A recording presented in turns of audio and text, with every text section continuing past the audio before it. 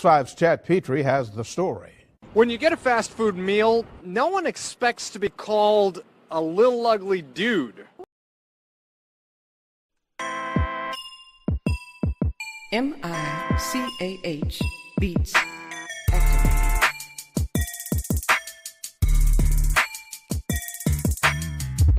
Welcome to Just Therapy, where we talk about life with a comedy twist. With your hosts, comedian Sean Boyd, Antonio Ferguson, and Miss KT. We talk about a whole bunch of shit from politics to people actually taking shits. So sit back, relax, and enjoy the therapy session. Man, this be dope. Make a motherfucker want to rap. I can't rap, man. Hold on, here we go. I can't rap. I really can't. But come sit down on the couch with us. Man, I can't rap. Come to the couch. Enjoy the show. Let's go.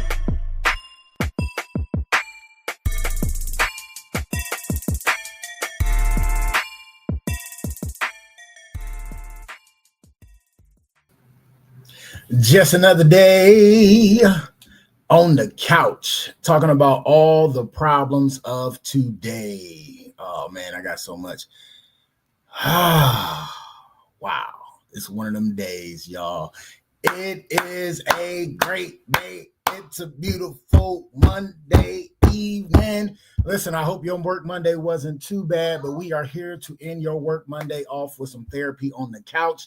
And I'm joined, as always, by my co-host with the mostest, my sis, BBC. What up, sis? Greetings, my loves. Hello, cultures. Hey, bro, how you doing today? Being blessed, loving life. And since you are with our guests, I'm excited to have our guests. Usually I bring you in like this, but I'm excited to have our guests. We have a person with a plethora of talents. Yes, plethora of talent. When you be saying Jamaicans have a lot of jobs, and listen, a plethora of talents. We will get into that in a second, but please welcome Love Freely to the couch with us. What's going on? Hey, baby. Look, send some chills on that one. Golly. Woo. Oh. All right, before we jump in and dive in and talking about you, real quick, I got a couple things I got to get off my chest. Definitely sending prayers and healing energy out to the family and fans of Dwayne Wiggins. Founding members of my favorite R&B group of all time, Tony, the 3 T's. I was blessed enough to be able to see them all together in concert before he passed. He was battling bladder cancer. I had to do some research on what was going on, but definitely sending prayers and healing energy out to his family, his fans, because when I heard that, I was like, oh no, like it hurt, you know what I'm saying? But being able to see them in concert together was something I will cherish for the rest of my life. It's sketched in my brain because that concert was so amazing. So definitely want to do that. Also on a super sad note, sending prayers and healing energy out to the parents, family, and friends of the 11-year-old that took their life not too long ago. Absolutely. Anytime I hear about that, it literally is like a stab at my heart. It just hurts. It hurts to see the work I do. It hurts. So hearing that, I was like, oh. And I was talking to students today, and I'm like, Thursday I talked to some students, and I say it's 6 middle school kids. I say now today I gotta say 7. And I'm like 11 years old. I wanted that to sink in to these students. Yeah. 11 years old, man. And man, it'd be hurting. It'd be hurting. It's devastating. Let me just say this. Bullying at any age is really terrible. And in school, especially dealing with kids, between the age of 10 and teenagers, the mental is developing in such a way. If you have a child that is being bullied, listen to them. And if you have a child that is a bully and you're creating them to be that bully, check yourself. You know what I'm saying?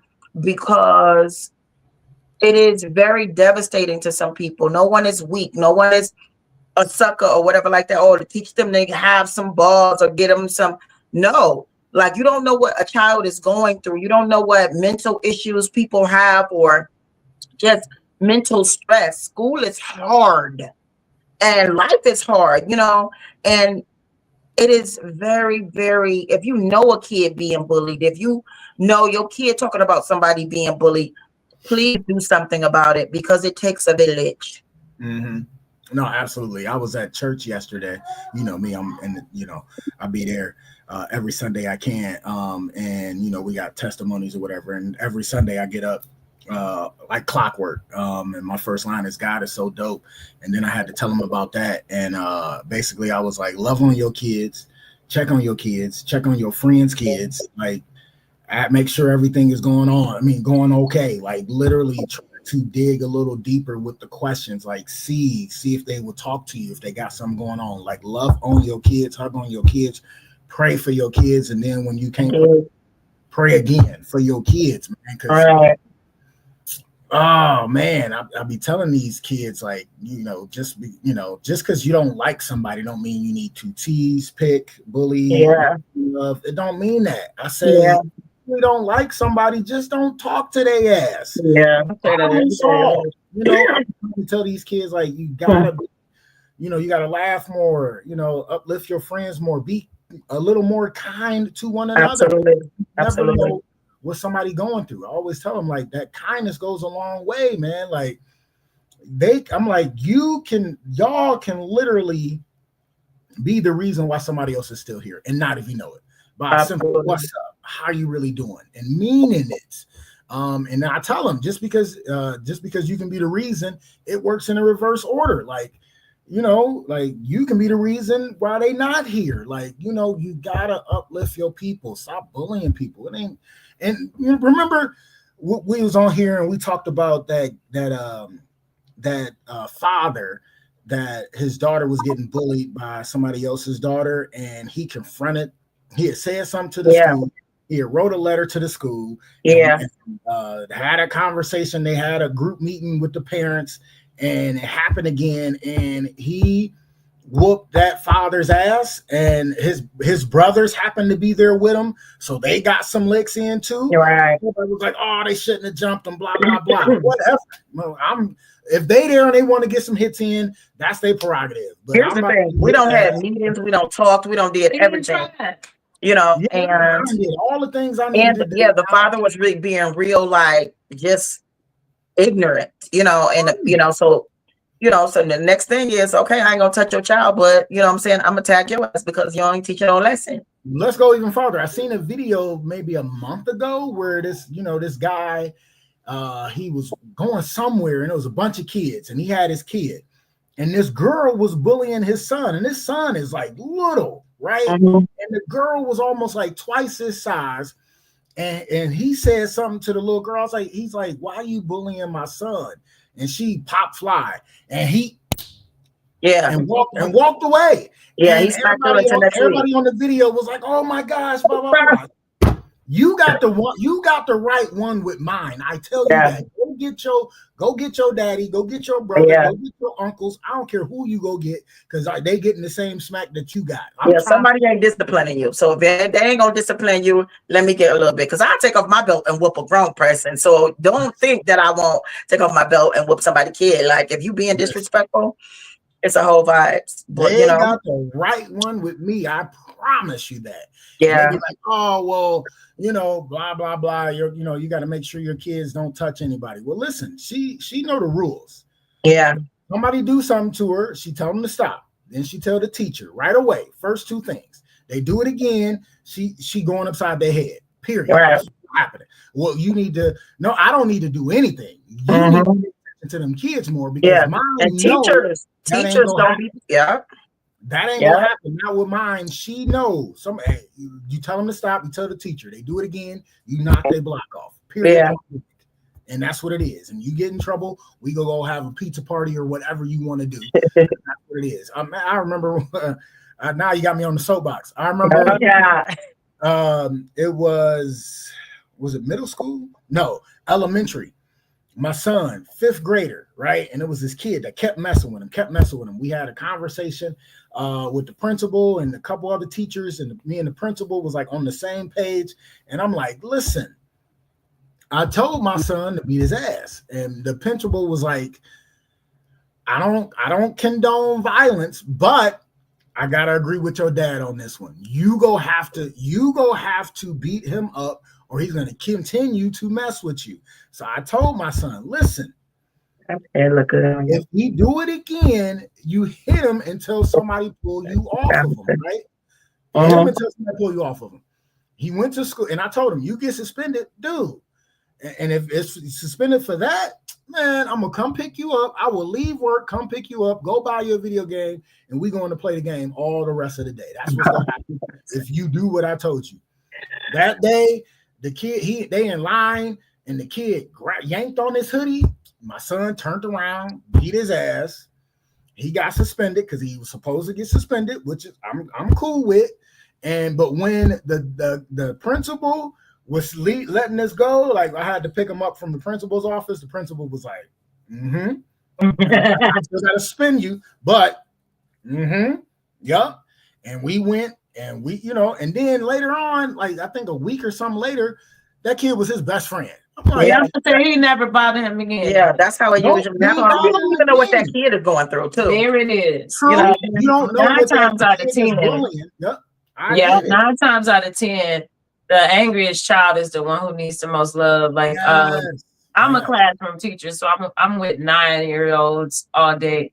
And 9 times out of 10, the kid who's aggressive is dealing with the most at home. You could just look at them and tell that they're going through something, but the only way they can get attention the fastest is by negative behavior. So they choose to be that way. Right. To get especially if the negative behavior is always getting done to them.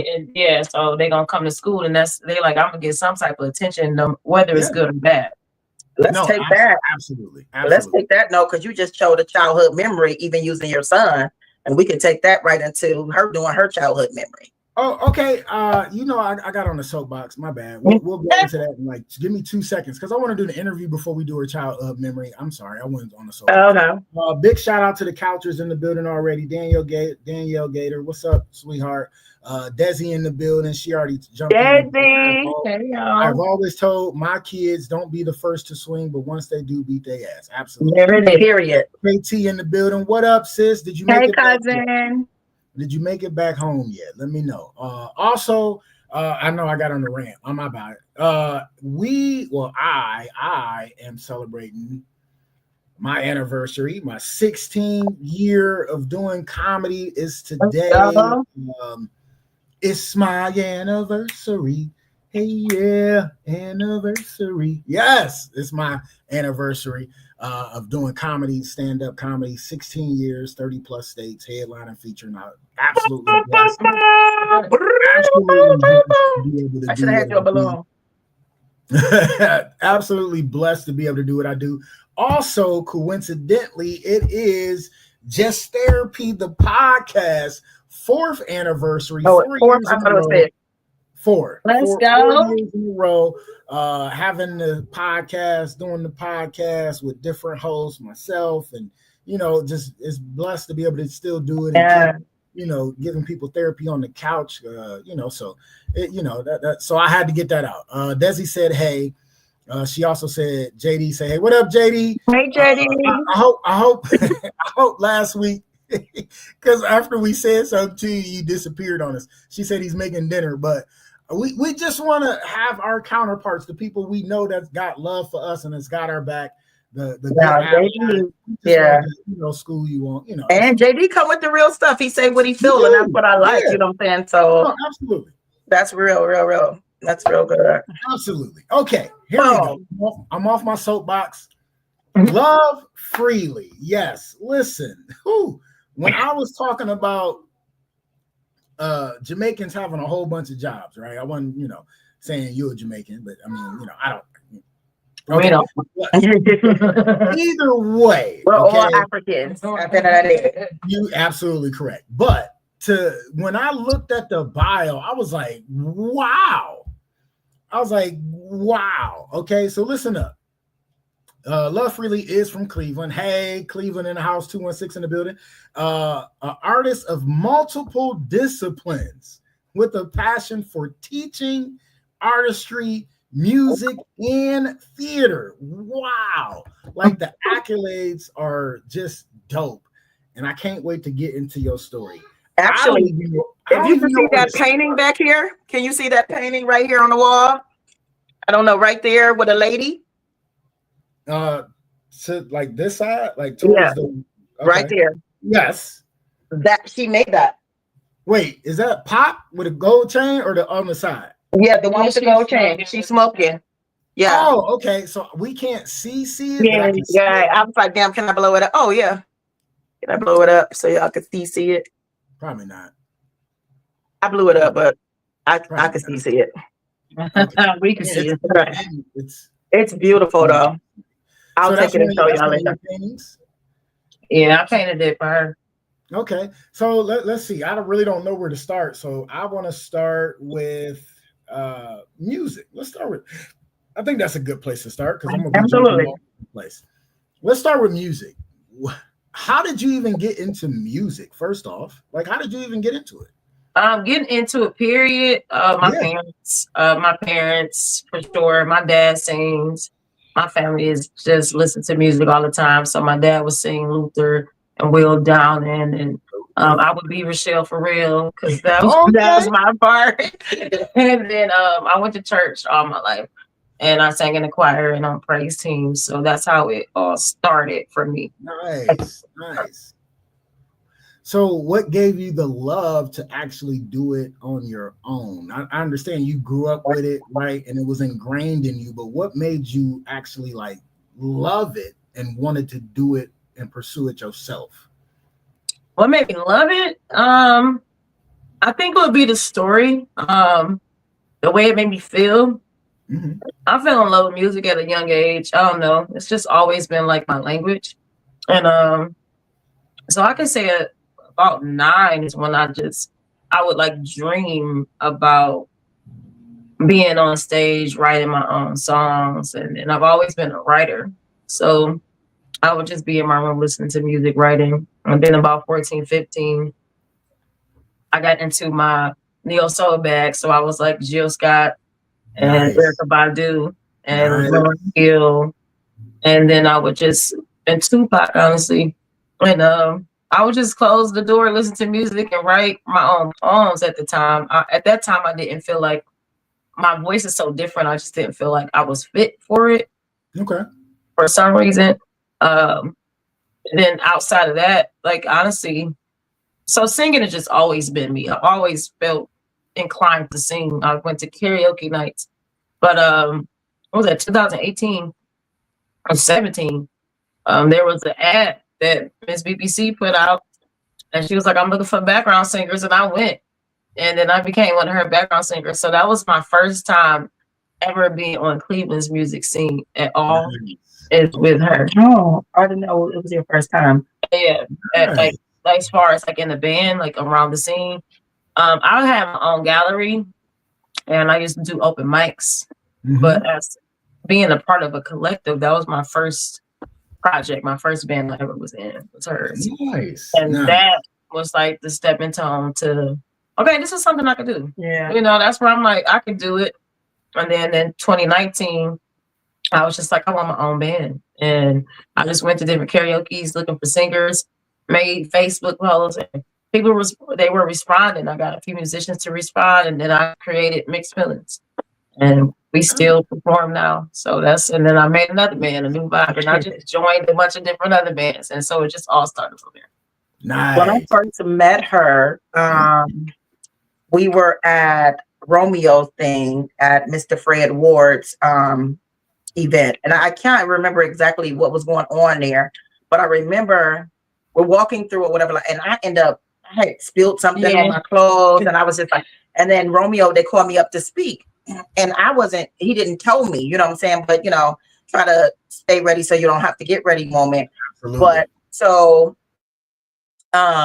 when we were there, as soon as I walked in, it was a lot of people there, was different levels of people. But when I walked in, she was there and she had tribal paint on her face. And it was like I was instantly drawn to her. And because I love freedom, and in the moments of her being just that, love freely, that is the most powerful name for her, because she has a certain freedom. And as artists, and anybody know, as artists or creators or whatever like that, our freedom on the outside is nothing like our freedom on the inside. Inside, it is a prison. It is a zoo. I don't even know. But I was really drawn to her. And I remember she walked up to me and she was like, I was just so like, oh my she was like, I don't know what you do, but I need parts. And I was like, really? Like, because I'm looking like I'm just. You know how her energy is. So it was just such a vibes or whatever like that. And then when I put out the ad, whatever, and I want to say she says that she became attached to music, but in real life she's born music. She is music. She was born music. Like if you see somebody pushing out a baby, and the music symbol come out for her. You know what I'm saying? She is so unique. She has the most unique harmonizing voice that is present, and it very much, it just gives you such a vibes. And when she had her gallery, which you started your art gallery in 2018. It was beautiful. I mean, and it was her, and you could just like she chose like different artists to come and put their stuff on the wall. It was really, really nice. But when you were in that space, it was like being a part of her, It was very, very nice. And it brought out a lot of people's creativity. I'm shocked still. And so, okay, in the process of you starting your band, you started Mixed Feelings. And like we went through a lot. My God. We went through a lot. Everybody that joined my band was going through it. And then we were boom, and it was ups and downs for you or whatever like that. And then you grabbed onto, I'm about to start my band. How was that for you? I'm kind of a risk taker. So I'm like, well, that phase is over. Let's move to the next. That's how I am, period. And it was exciting, really, at first to just jumpstart and just put my mind to it and do it and find the people and see this, how many people was interested in being a part of a band with me. What I loved most, we started, was it August 5th, 2019? Okay. And October was our first show. We was getting booked, and we only had like one unpaid show. And the third show we had, our name was on the marquee downtown. So it was just like a rapid little phase. And then of course the band itself has changed faces so many times. And but the constant was me and my sister, Honey. And so it's been a journey of learning when to let go, when to hold on, when to fold your hand. It's just like and never give up. Like a lot of people, when they face adversity, it's just like, oh, this is over. Like for me, it just made me that's me, pivot and work harder to keep my vision alive and keep moving. But now we have a residency at a bar called Crowbar. And we it's been for 3 years now. We do Soul Train shows, Soul Train shows, and it's one coming up in either May or June. And we dressed in a big old dress and big hair, and it's a Soul Train sign and disco ball and everybody else. And my band has evolved so much. I think they're the best band ever. I'm not gonna hold you. And that's what's up. And it just inspired me to keep creating. Once I did that, because that was my first time creating my own band, I'm like, oh, I could just keep doing whatever I want to do. It's like if I put my mind to it, it'll happen. And if not, try something else. I think opening my own venue taught me that, because in the same space I met BBC, I met the lady who owned the bar, and she's like, well, what do you want to do with your art? And I'm like, well, I don't know, maybe put it in a space and show people the art and have them come see it. And she was like, well, why don't you come to this place on Thursday and see it? And she brought me to this dingy basement. And I'm like, well, okay, I guess I could do something in this basement. But when I looked around, I just visualized how I thought it should look.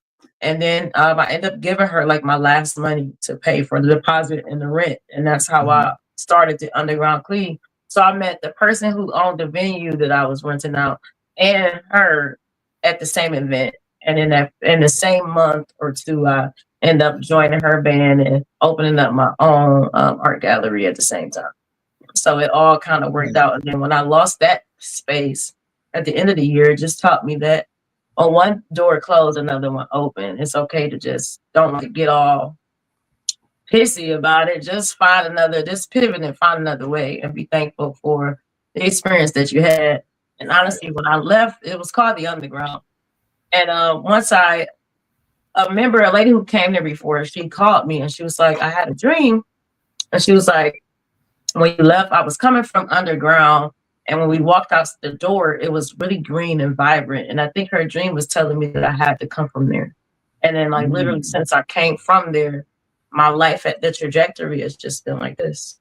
Like it hasn't been a backward. I think with artists too, creators, sometimes you be so adamant about something and you think it's like, this is supposed to be for me, but sometimes that be your stepping stone into or whatever like that. And like you said, some people hold on and then just like get pissy. Like after, my band broke up or whatever like that, I lost it. I couldn't get back.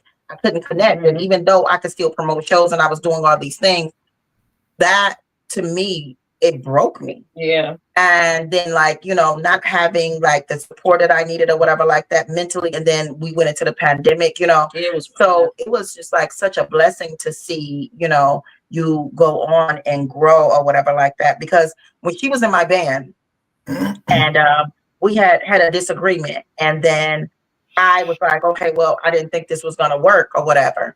But I loved her so much. I mean, like me and her, I felt like we had our own thing. You know what I'm saying? When we was just like, whatever. And she was just like a little sister because she reminded me so much of me. But to still be able to be connected to her, you know what I'm saying?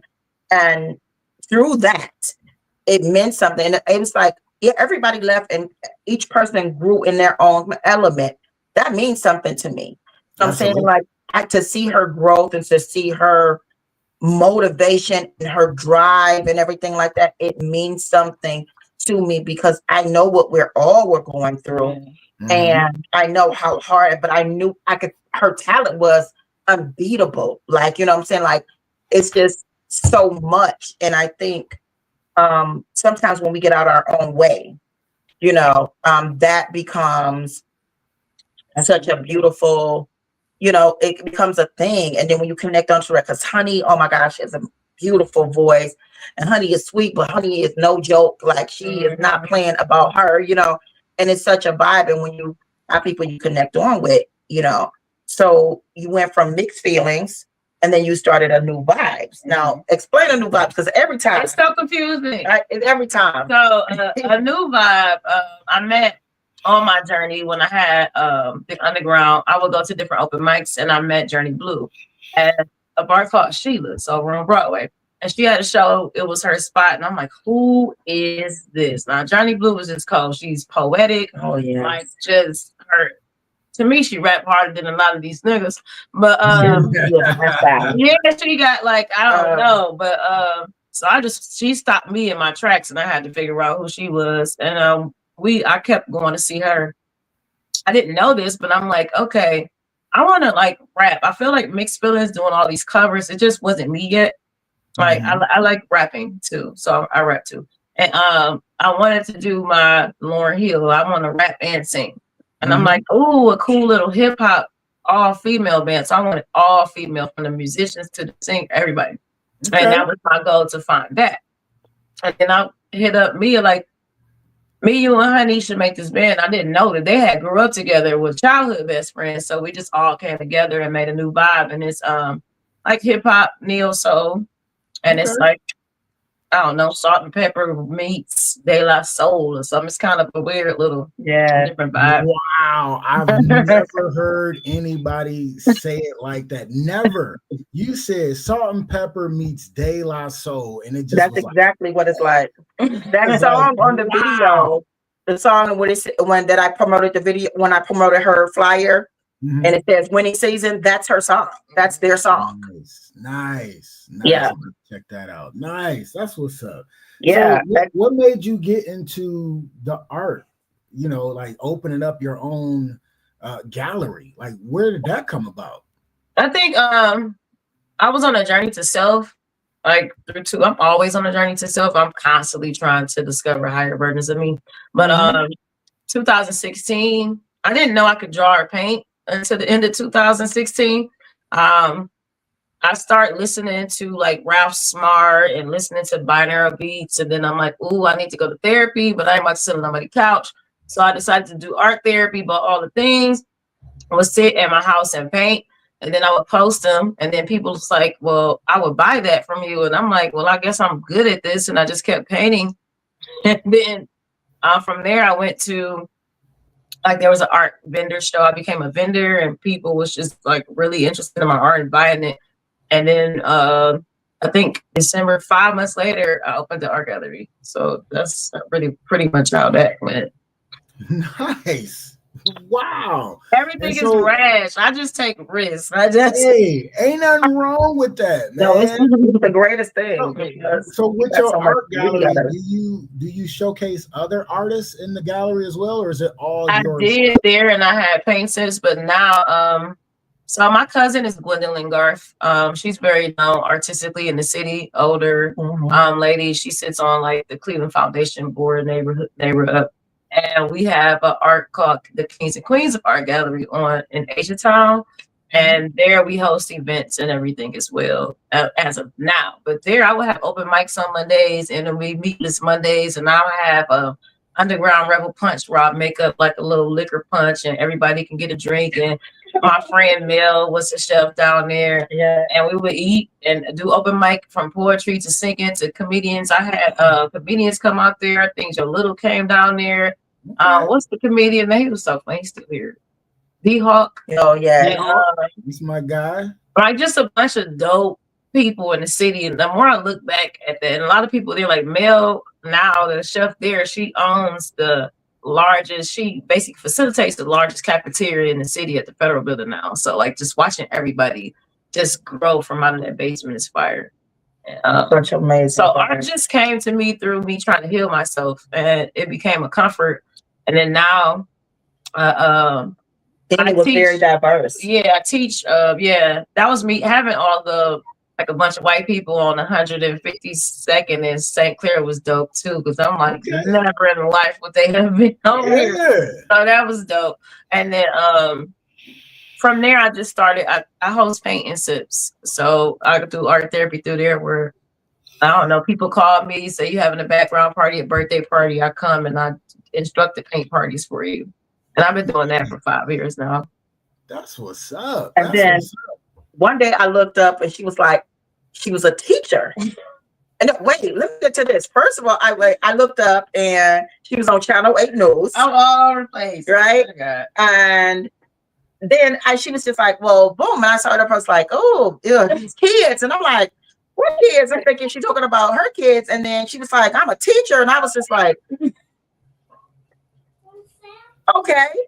You know what I'm saying? Like, let's talk about that, because how did that come about? So the teaching started, I was teaching at CMSD through a beautiful program called Queen I Am. And please look that up, search it up. Miss Yana is I love her. And I became one of her facilitators. So I would go to CMSD schools and teach them art after like an after school program. And I did that for 2 years with her. And in her she has a building, a home base. And I did that for 2 years. And then my friend was working inside of a school, and she was like, I think you would be great for it. And I'm like, well, I haven't worked in school this long, but I haven't been in the classroom like that, technically inside. And she was like, well, I think you'll be great for it. I did the interview. and I had to get like 4 or 5 reference letters. So Yana gave me a reference letter. My band leader at the time of Apostle Jones, which is another band I was in, he gave one. And then Mikey. Yeah, I love Mikey. And then I went interview and did the job, and like now this is my 2nd full year as a classroom teacher. Never thought I'd be a teacher in my life, but I absolutely love it. I teach 3rd grade, and our class out of the whole building is K through 8. We are number 3 with the highest test scores. Nice. So that is beautiful. I don't think it's that dope because we got to be number 1, so they better have did better this week. Yeah, but even to be on the chart though, you know what I'm saying? Like, we gotta win. That's what's up. Gotta be number 1. So that's the thing too. So ultimately, my desire, because I teach just regular standard 3rd grade, every subject, and I would love to just be the art teacher. That's my calling. Even though I realized that I just love being with those babies. I feel like I got 28 kids and they all belong to me. Mm-hmm. Well, you have a natural nurturing spirit, and I'm not just saying this. You know, I say these things to you regularly. I feel like sometimes, you know, we like I said, we don't know who we are until we know who we are, and we always, you know, today is the last day we're going to be this young, and we're always finding new versions of ourselves. And some people hold on to it, but you are very much a free spirit. Like you would just be like, okay, I'm going to paint myself purple today, and that's what's just going to happen. And even if you in your head thinking about it, you're going to come out purple today. You know what I'm saying? And no, I think it's magical. I think it's so magical to be that free. It's hard when you take your freedom away from yourself, and more hard when you allow somebody to do it, you know, to you, you know.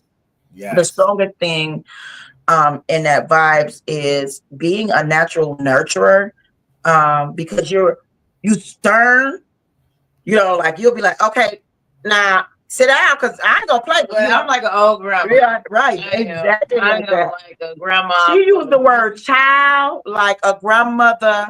Like it, I mean, it's like a homegrown down south grandma. If you hear her say, she'll be like, child. And it just hits you in that place like you thinking grandma is in the room. I am a grandma. But it's real. Yeah, and I really love the fact that, you know, 9-year-olds. That's that age getting closer to the double digit. When I tell you, let me tell you something. Y'all babies are wild. That's what I'm. Y'all babies, everything when I think about parents, they'll say, my baby not like that at home. Yes, they are. Mm-hmm. But there's no way that you don't know. There's no way they're not like that at home. No way. There is no way. That's not true. That you pulling this out at the school just when you pull up to the school. The baddest kid at home is the goodest kid in school, and the goodest kid in school is the baddest kid at home. That's my experience with all of my little babies. Me and there, I'm like, there's no way you telling me he just pulled this out his hat today. He knew this. He been doing this for a minute. It's so funny. I'm with you. I'm with you, love. I'm telling you, I'm with you. There's no way they don't be doing some of this. There's no way. She just had a show the other night. She was performing and she was rapping. I don't remember whose show it was because I was so focused. James Begins. So yeah. I'm also in the band. I sing BGVs for a band called Tropodelic, which is a touring band, and we're on tour. So with them, I got to sing in Mexico, California, on the stage with sharing stage with Ice Cube, Too Short, Gwen Stefani, Wiz Khalifa. It's just crazy. And we're even about to be on stage with the Marley Brothers this summer. So I'm so stoked. Like I can't meet Bob Marley, but I'm gonna be there. And it's called Everwild. So if you never been to a music festival, I suggest you get tickets to Everwild. But so Trop has one of the rappers in Trop, he had a show at the Grog Shop called James Begin in France, and I was one of the friends, and he brought me on stage, and I just rapped over Fuji's Ready or Not beat. So that's what That's what's up. That's what's up. Nice. And it was really nice. Like I was just like, oh my. No, and it's always a vibe. Like when I see you moving or whatever, like I'm always just like sharing flyers and everything because I'm like, I'm watching your growth, watching your uprising, and I know it's not easy. And, especially being a parent too, and then like, boom, you're a teacher. So that's a whole nother vibes. Let them know what you got coming up next. What do I have coming up next? You just mentioned one, which I might be on that show too. You said just mention one. She got like 15 jobs. What you mean just mention one? I'm hoping I do. I know I'm definitely gonna be a vendor, but somebody mentioned it to me actually yesterday. Yes, please come be a vendor or something. But it's dope. They were like, no, they 3 days. Me and the Queens, they saw us and they were just like, hey. And so I don't know if it's gonna definitely happen. Sorry. But it has been put in the ear. Let's go. And I would love to just share a stage with you. That would be so awesome. But what else? So what you got coming up? What's going on? Try well, this weekend we're doing Reggae Rise Up in Florida. So that's my next thing coming up with Tropodelic, and I have a painting sip that I'll be posting about at Solomon's Temple. It's really for expecting mothers, and we'll be painting a willow tree, and then I'll like tie it into like make it a common nature. I'll be posting about that. And then I have a 420 show at Brown Voice with just me and Honey. That's Mixed Feelings. That's all I can think about recent. This like coming right up. That's that. Yeah. Okay. Well, let everybody know where they can find you. Please. Out what you have going on next, and all of your social media platforms. Love Freely 216. Love Freely 216 is spelled regular, and from there you can find Facebook, IG, or both. Oh, everything. IG, Facebook, and if you're on IG, you can follow all of my other pages from there because that'll be a lot to say. So, Love Freely 216. That's where you can find anything about me, and yeah, that's all musically and artistically for me. I guess I painted a few murals and a bus before. I was just about to. She cut me off. I was going to ask you about the murals. Where are the murals at so people can check it out? Shalom and Tranquility Garden. I believe that is West 32nd. Don't let me lie to you. It might be off, but it's called Shalom and Tranquility Garden. I painted a mural there. Best Community Resource Center. That's who I painted the bus for. So the bus is going to be like a driving after school curricular activity. They pull up to the hood and you can come in here and get these services type of bus. I thought that was dope. And what else did I paint? Those are public. The rest of them was tied into Ingenuity. So like if you go to like Juneteenth or any Ingenuity type fest, then they'll probably have it. That's about it. Nice. That's dope. And I'll absolutely have enjoyed listening to your story and how you came about with the music and the artistry and just everything you got. Listen, I am rooting for you. You do not understand. I am rooting for you so much. I'm gonna be praying for you. Please keep grinding, keep shining, keep doing your thing. Let us know like what we can post and promote for you, because you got some free advertisement from us. We'll throw up the flyers and talk about it. I'm definitely on that. But wow. That is just inspired me to go do more. And like get out and do something. Don't let the days of your life. You inspired me to do even more. Like I'm like, gosh, like that is so dope. So dope. I love it. Absolutely love it. Thank you so much for coming on the couch. BBC, thanks for having her on the couch. You like, is it okay? I'm like, yeah. Like, what do you mean? Thank you. She is, but yeah, like we do this together, nigga. You know how we do. It don't matter if it's the anniversary show. Bring your own. Let's go. God, that is so dope. Make sure y'all check her out. Love Freely 16 on all platforms. Couchers, I ain't forget about y'all. JD chimed in. He was like, we were out to eat last week. LOL. Okay, that's why he did. Angel in the building. What up, girl? We ain't seen you in the building in a minute. Then we had Jimmy chime in. Howard, my guy Q, Quincy Bunch chimed in. Tasha Ford chimed in on my Facebook page. So thanks for chiming in. Hope y'all staying good with us. But man, that is so dope, so amazing. If y'all missed the interview, please go back and rewatch it, because man, Wow. Definitely get to go to her page. Please learn her story. He has so much talent and so much just to offer, you know, and you can book her for one of the sip and paint classes. And definitely, and book her band for any of y'all events. The 5 bands she got. Yep. Yeah. So you definitely make sure if you're looking for a singer, wedding singer, anything like that, I'm telling you, you will not regret it. Nice. So dope. Thank you. All right, let's keep it going. We got a thing called One Childhood Memory. We stopped doing our childhood memories. I've been doing this 4 years, so everybody knows so much about me, which I don't, you know, that's cool with me. Childhood memory. Because like I'm free with it. It don't matter. I ain't got nothing to hide. But we do a childhood memory. So anytime we have a guest come in, we like to bring it back. So let us get one childhood memory of yours. It can be funny, crazy, whatever you want to do. Give us one. I'll give you a crazy one that kind of ties into like the climate of the world today. I went on a church trip and we went to Canada. I forget what part, and we went to an amusement park out there. So I'm like, "Ooh, it's some Black people," and I'm young and just ignorant, I guess. So, and the lady, I went to talk to her, and I asked her, like, I said, you know, so what do they call you? Are you Black Canadian? And she kept saying, "I'm just Canadian." So you know how it was like African American, white American. She was like, "No, I'm Canadian." And I just kept going back. I'm like, "I get it, but aren't you Black?" And she was like, "No, I'm Canadian." And that was a monumental moment in my head to show me how, I think I was 15. It just showed me that how embedded America is on race. And it kind of like, I didn't know what to do with it at 15 because I'm like, "But you Black." And we were just going back and forth. And I'm like, "No, I'm Canadian." Yeah.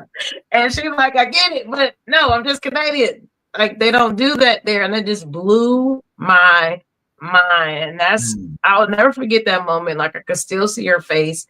And then it was a pivotal moment in my mind. It let me know that how different other countries are. Like I live in America, but everywhere it's not like that. And it kind of inspired me to want to see other parts of the world and how people are treated in other places and how they see race and all of those things. That just, I don't know, it sparked something in my mind. It never left me. Now, my funny childhood memory I was gonna bring up was I was at church one day and I was walking up the stairs and my whole skirt fell down. So mind you, it was a whole bunch of people behind me, right? But the funny thing is, you know how your grandma made you wear that slip? Yes. I'm so glad I had that slip on because I will always fight her on it. Because I had the slip on, nobody saw my ass. So it was good because I was at the top of the steps. Now at this point, I'm like 10 and I'm at the top of the steps. So everybody down here can see my whole skirt at my ankle. But I had that slip on. So thank you, Grandma. Rest in peace. That slip that I fought. Thank you, Granny. It's so crazy what you will fight on, and then she be like, Oh, when I tell you, I was so embarrassed because it's like 20 people behind me just looking at my skirt. Hit my It was hilarious, and I'll never forget it.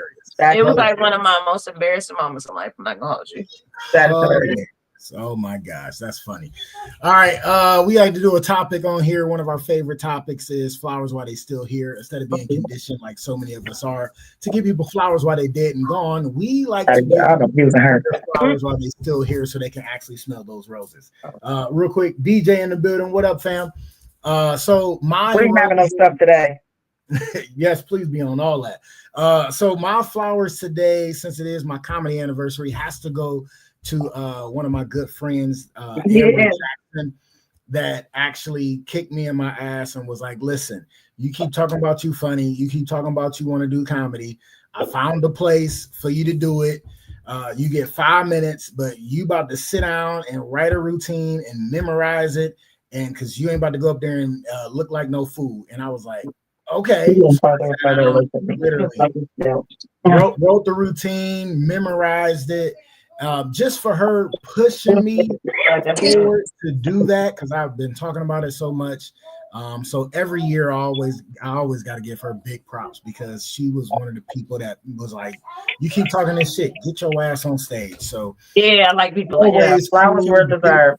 Spirit. kind of like a hippie free spirit, and I love her to death. So Amber, once again, you getting your flowers. Appreciate you and love Flowers, Come on, Amber. Yes, yes. You can go you. All right, next. who want to go next with some flowers? I'll go. I'll give my flowers to Mikey Silas. If you're not hip to Mikey Silas, I believe you in Cleveland and you do music, you need to know him. You have to know. It makes no sense if you don't. Mikey Silas is the leader of Apostle Jones Band, who they won Best Band 3 years in a row. And I was a part of it for 2 of those. But Mikey Silas, singing with him and being his friend has helped me believe in myself more than anyone. I've never felt so alive on stage singing. I feel like he assisted me greatly in finding my voice and finding my purpose. And I will forever be indebted to that man. To me, I feel like he need a star. If Cleveland has stars, his star need to be on there. That's how I feel about him. We need to start that. Yeah, I really think we do. No, I was and he thinking about needs that. a star. He won most interesting person in Cleveland for like Good Cleveland Magazine too. So go look him up. Mikey I Silas love me some Mike. in his community. So that's Yeah. my big I love. Always well deserved. That's what's Yeah, up. that's what's up. I'm going to give my flowers to Love Free. I'm gonna give her my flowers. I am so proud of you. When people be like, yeah, listen and out, your sister, you know, and I'm like, yeah. With people, she'll be out. Like one day we had a show on the same day, and I was downtown, and they were like, I think up St. Clair, like in a thing, and the lady said she walked past, and she said, I heard this voice, and she was like, I knew I had heard this voice before. She was leaving my show, and she heard it, and she was like, and I went in there, and I was like, how did she get on stage? I just saw her, and I'm like, and she like, it was her, but she thought that it was me, but she knew her voice because she used to sing with me. And it was so amazing watching you grow, watching you heal, watching you just really be you and all your greatness and all your hurts, pains, love, abundance. I love you. It is such a blessing. Don't ever think that I'm not proud of you, but I try to tell you all the time. Maybe I know. I'm a person, I just check on people. Like when you say how I do that, I do that. I send love. You never have to send it back to me. But my flowers go to you because I am so like, I'll be like, you know, and it's amazing, you know, and you know, Trapadelic, Brian used to manage them. Gosh, no, I did not know. You know what I'm saying? So all the connection of the connection is such a blessing. So my flowers go to you. Keep rising, Marceline, because you got it. You got it. For real, for real. Yeah, all the other things that's going on in there, them too, because they are part of us. You know what I'm saying? And sometimes when I want my things that I heal from, I miss them because they were like really my go-to. So sometimes when you know, it's a thing. Yeah. So yeah, my flowers go to this beautiful queen right here. Nice. Oh my goodness. Right there. My God. Flowers. That's so dope. And you know what, y'all? I'm so sorry. I forgot something. I must mention it. I'm in this piece called Emergence Ensemble, and that's how I got into theater. You know, we sing. Our album is coming out next month. I don't know how I forgot that, but Emergence. Not so much. Emergence, that can be looked up. We could be looked up on like Emergence Ensemble, and it's healing. It's life changing. I feel like with that group changed me the most. And I just went to an open mic and I started harmonizing with a white woman I never knew. She pulled me to the side, was like, "Hey, I'm doing this piece at Cleveland Public Theater. Would you like to be a part of it?" I'm like, "I've never done that before, but sure." And then we've been like, we traveled to Chicago to do it in the theater, and I'm like, I cannot believe this. So what is happening? Then I remember that. And then I ended up doing a score for Playhouse for one of their plays, and it's just wow. So I tell people, like, live your dreams and be you everywhere you go, because you never know who'll hear you and who you will strike. Because everything that I've ever achieved has been like, she's just basically me being myself and me going to support other people and talking to people, and then they're like, "Hey, you want to do this?" And I'm like, "Okay," and then it just leads to something else. Nice. It's a vibe, a pure vibe. All right. I think that's a good time to take our one and only sponsor break. Listen up, please. Don't go nowhere. We got more Just Therapy. It's our anniversary, by the way. More BD and more Love Freely. And you already know who I am, but I'm taking us to break, baby. We might get her to sing something. Oh Lord. We'll be there. Primal Screen in Kent, Ohio. For all your screen printing and embroidery needs. Quality work, on time, fair prices. For more information, call 330-677-1766. Again, 330-677-1766. Or check us out online, primalscreenprinting.com. If you mention a podcast, you get 5% off. Peace.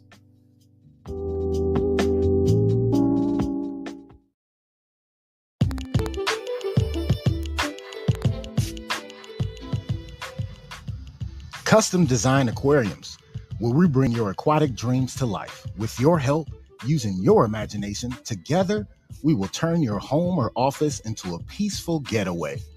For a free consultation, call 330-475-5181 or contact us by email at customdesignaqua@gmail.com. Once again, that is customdesignaqua@gmail.com. Mention this podcast and get 5% off.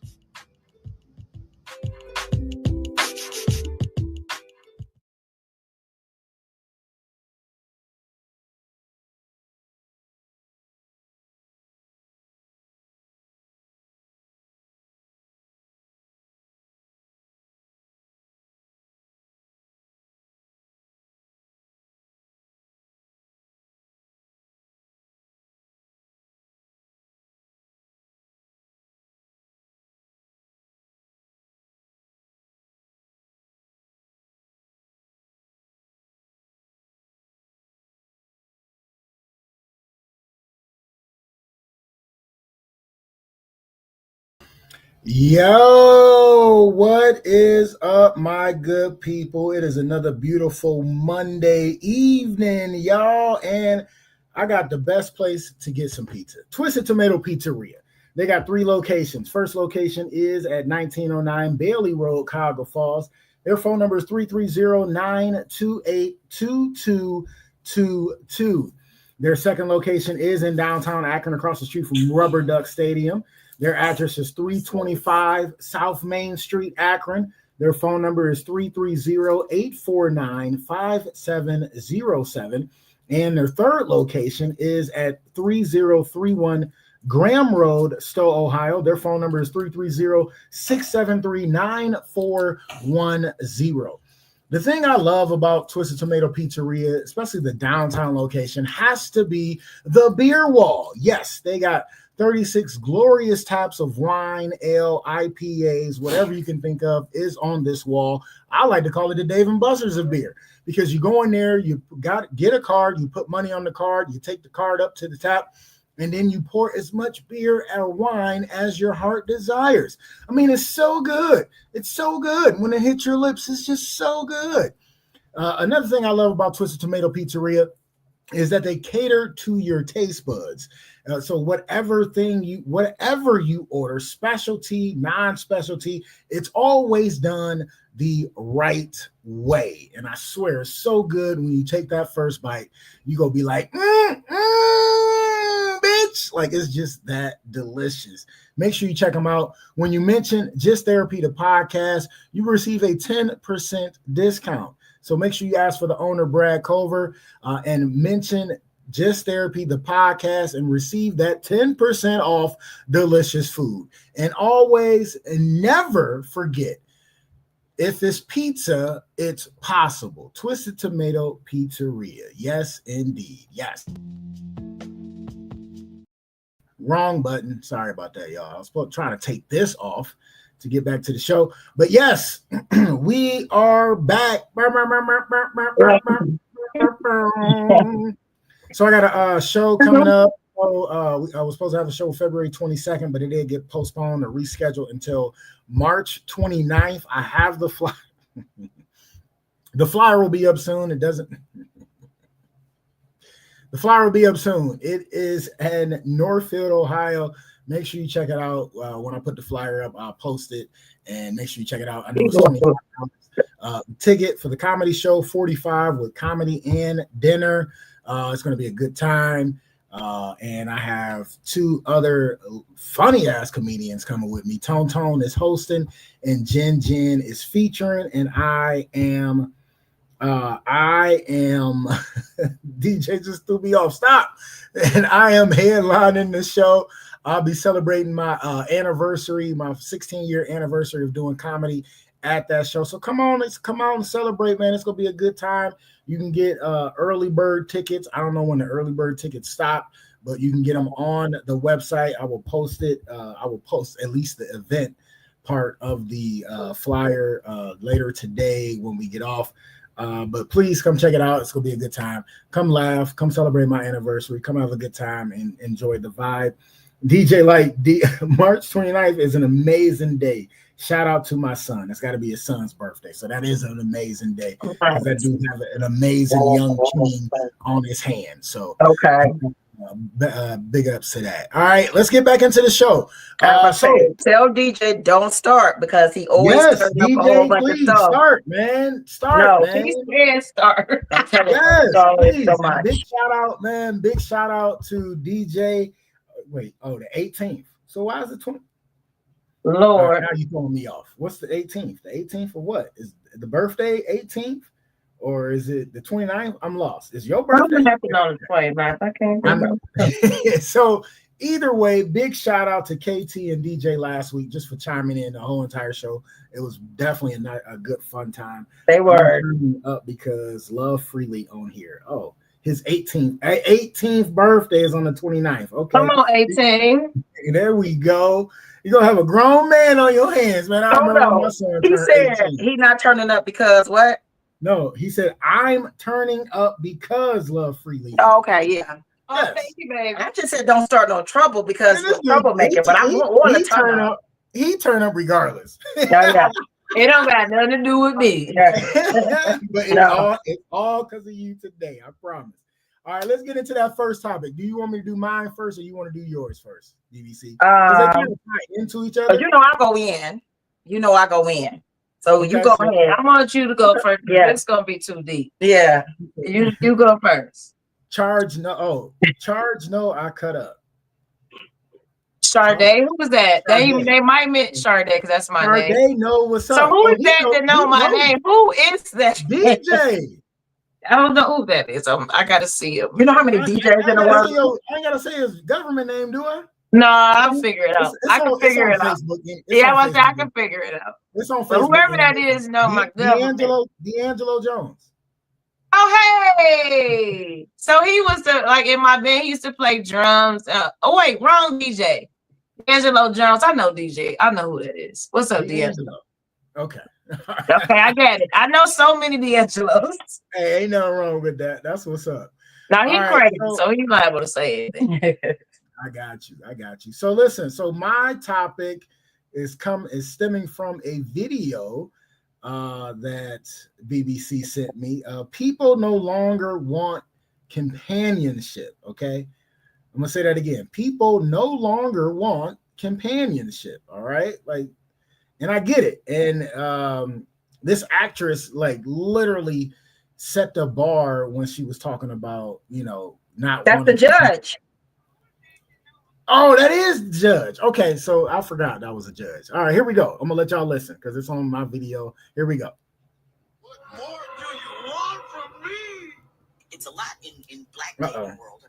Kids would have 4 kids. Dang, from his first wife, he had no money. Oh, he loved me. What more do you want from me? It's it's a lot in black dating world, and I don't know if it's like this in the white dating world, but it's all about, are you high value? Are you an alpha male? Are you a beta male? What do you bring to the table? What do you bring to the table? It's gotten very superficial.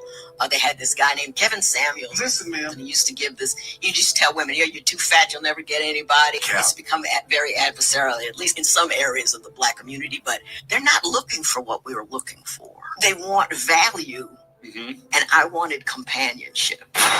We do so much time on the internet now. You know, we are aggregating everybody else's angst by watching their sad stories. And then we're trying to prove a point, you know, well, I'm high value and I can get this guy and that guy. They're comparing what kind I got, how much, how good I got, how much money I got, how pretty I am. And, you know, is my guy an alpha guy? And I don't date guys with under $100,000.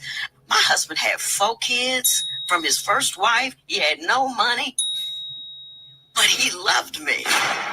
And look, I made more money now because I made a guy who made less than I did and was never going to make as much as I did. But he and I ended up doing quite well because he was the brother I needed. That's a bar. He couldn't have done it without me, and I couldn't have done it without him. Period. That's hit the jackpot. Hello. Period. Hello. That's a bar. Like they kept saying that's a Hello. bar. She said that was the brother I needed. Hello. Hello. I got so much to say about stuff. Come like on, this. you go No, ahead. it's not- Oh my God. So I feel like we are so disconnected from nature. And I'm not just talking about going outside, even though that's a huge part of it. We're so disconnected from our natural state of being. We're disconnected from community togetherness. We have this individualistic mindset about everything. And even within relationship is men against women, you against me, and instead of us doing it together, everybody want to do it alone. So when you stand in individualism, then you can never have companionship. You can never have togetherness because it's always, what can you do for me? And nobody's looking about what can they offer to give to someone else. And this I'm about to get on so many people's nerves, but Keep going. a lot of it women, and as much as we hate it, we are teachers, we are guys. And I hear a lot of us women say, you know, I'm so tired of having to teach a man and do all this, and everything we complain about is our nature as women to lead, and not lead, but teach and guide. That's what, if you go back to our ancestry, women are the teachers. If you look at animals, I watch a lot of Animal Planet. The lioness is going out to get the food. The lioness is the hunter. It's not the lion. The lion is just protecting them. The lioness is making all the moves. But without that man standing guard and protecting and doing what he does, then the whole system doesn't work. So, and then we're just backwards. We just do a lot of things so backwards. Look, I can't really blame something. us for how we are, because this disconnect was programmed to be this way. We're just allowing it to happen.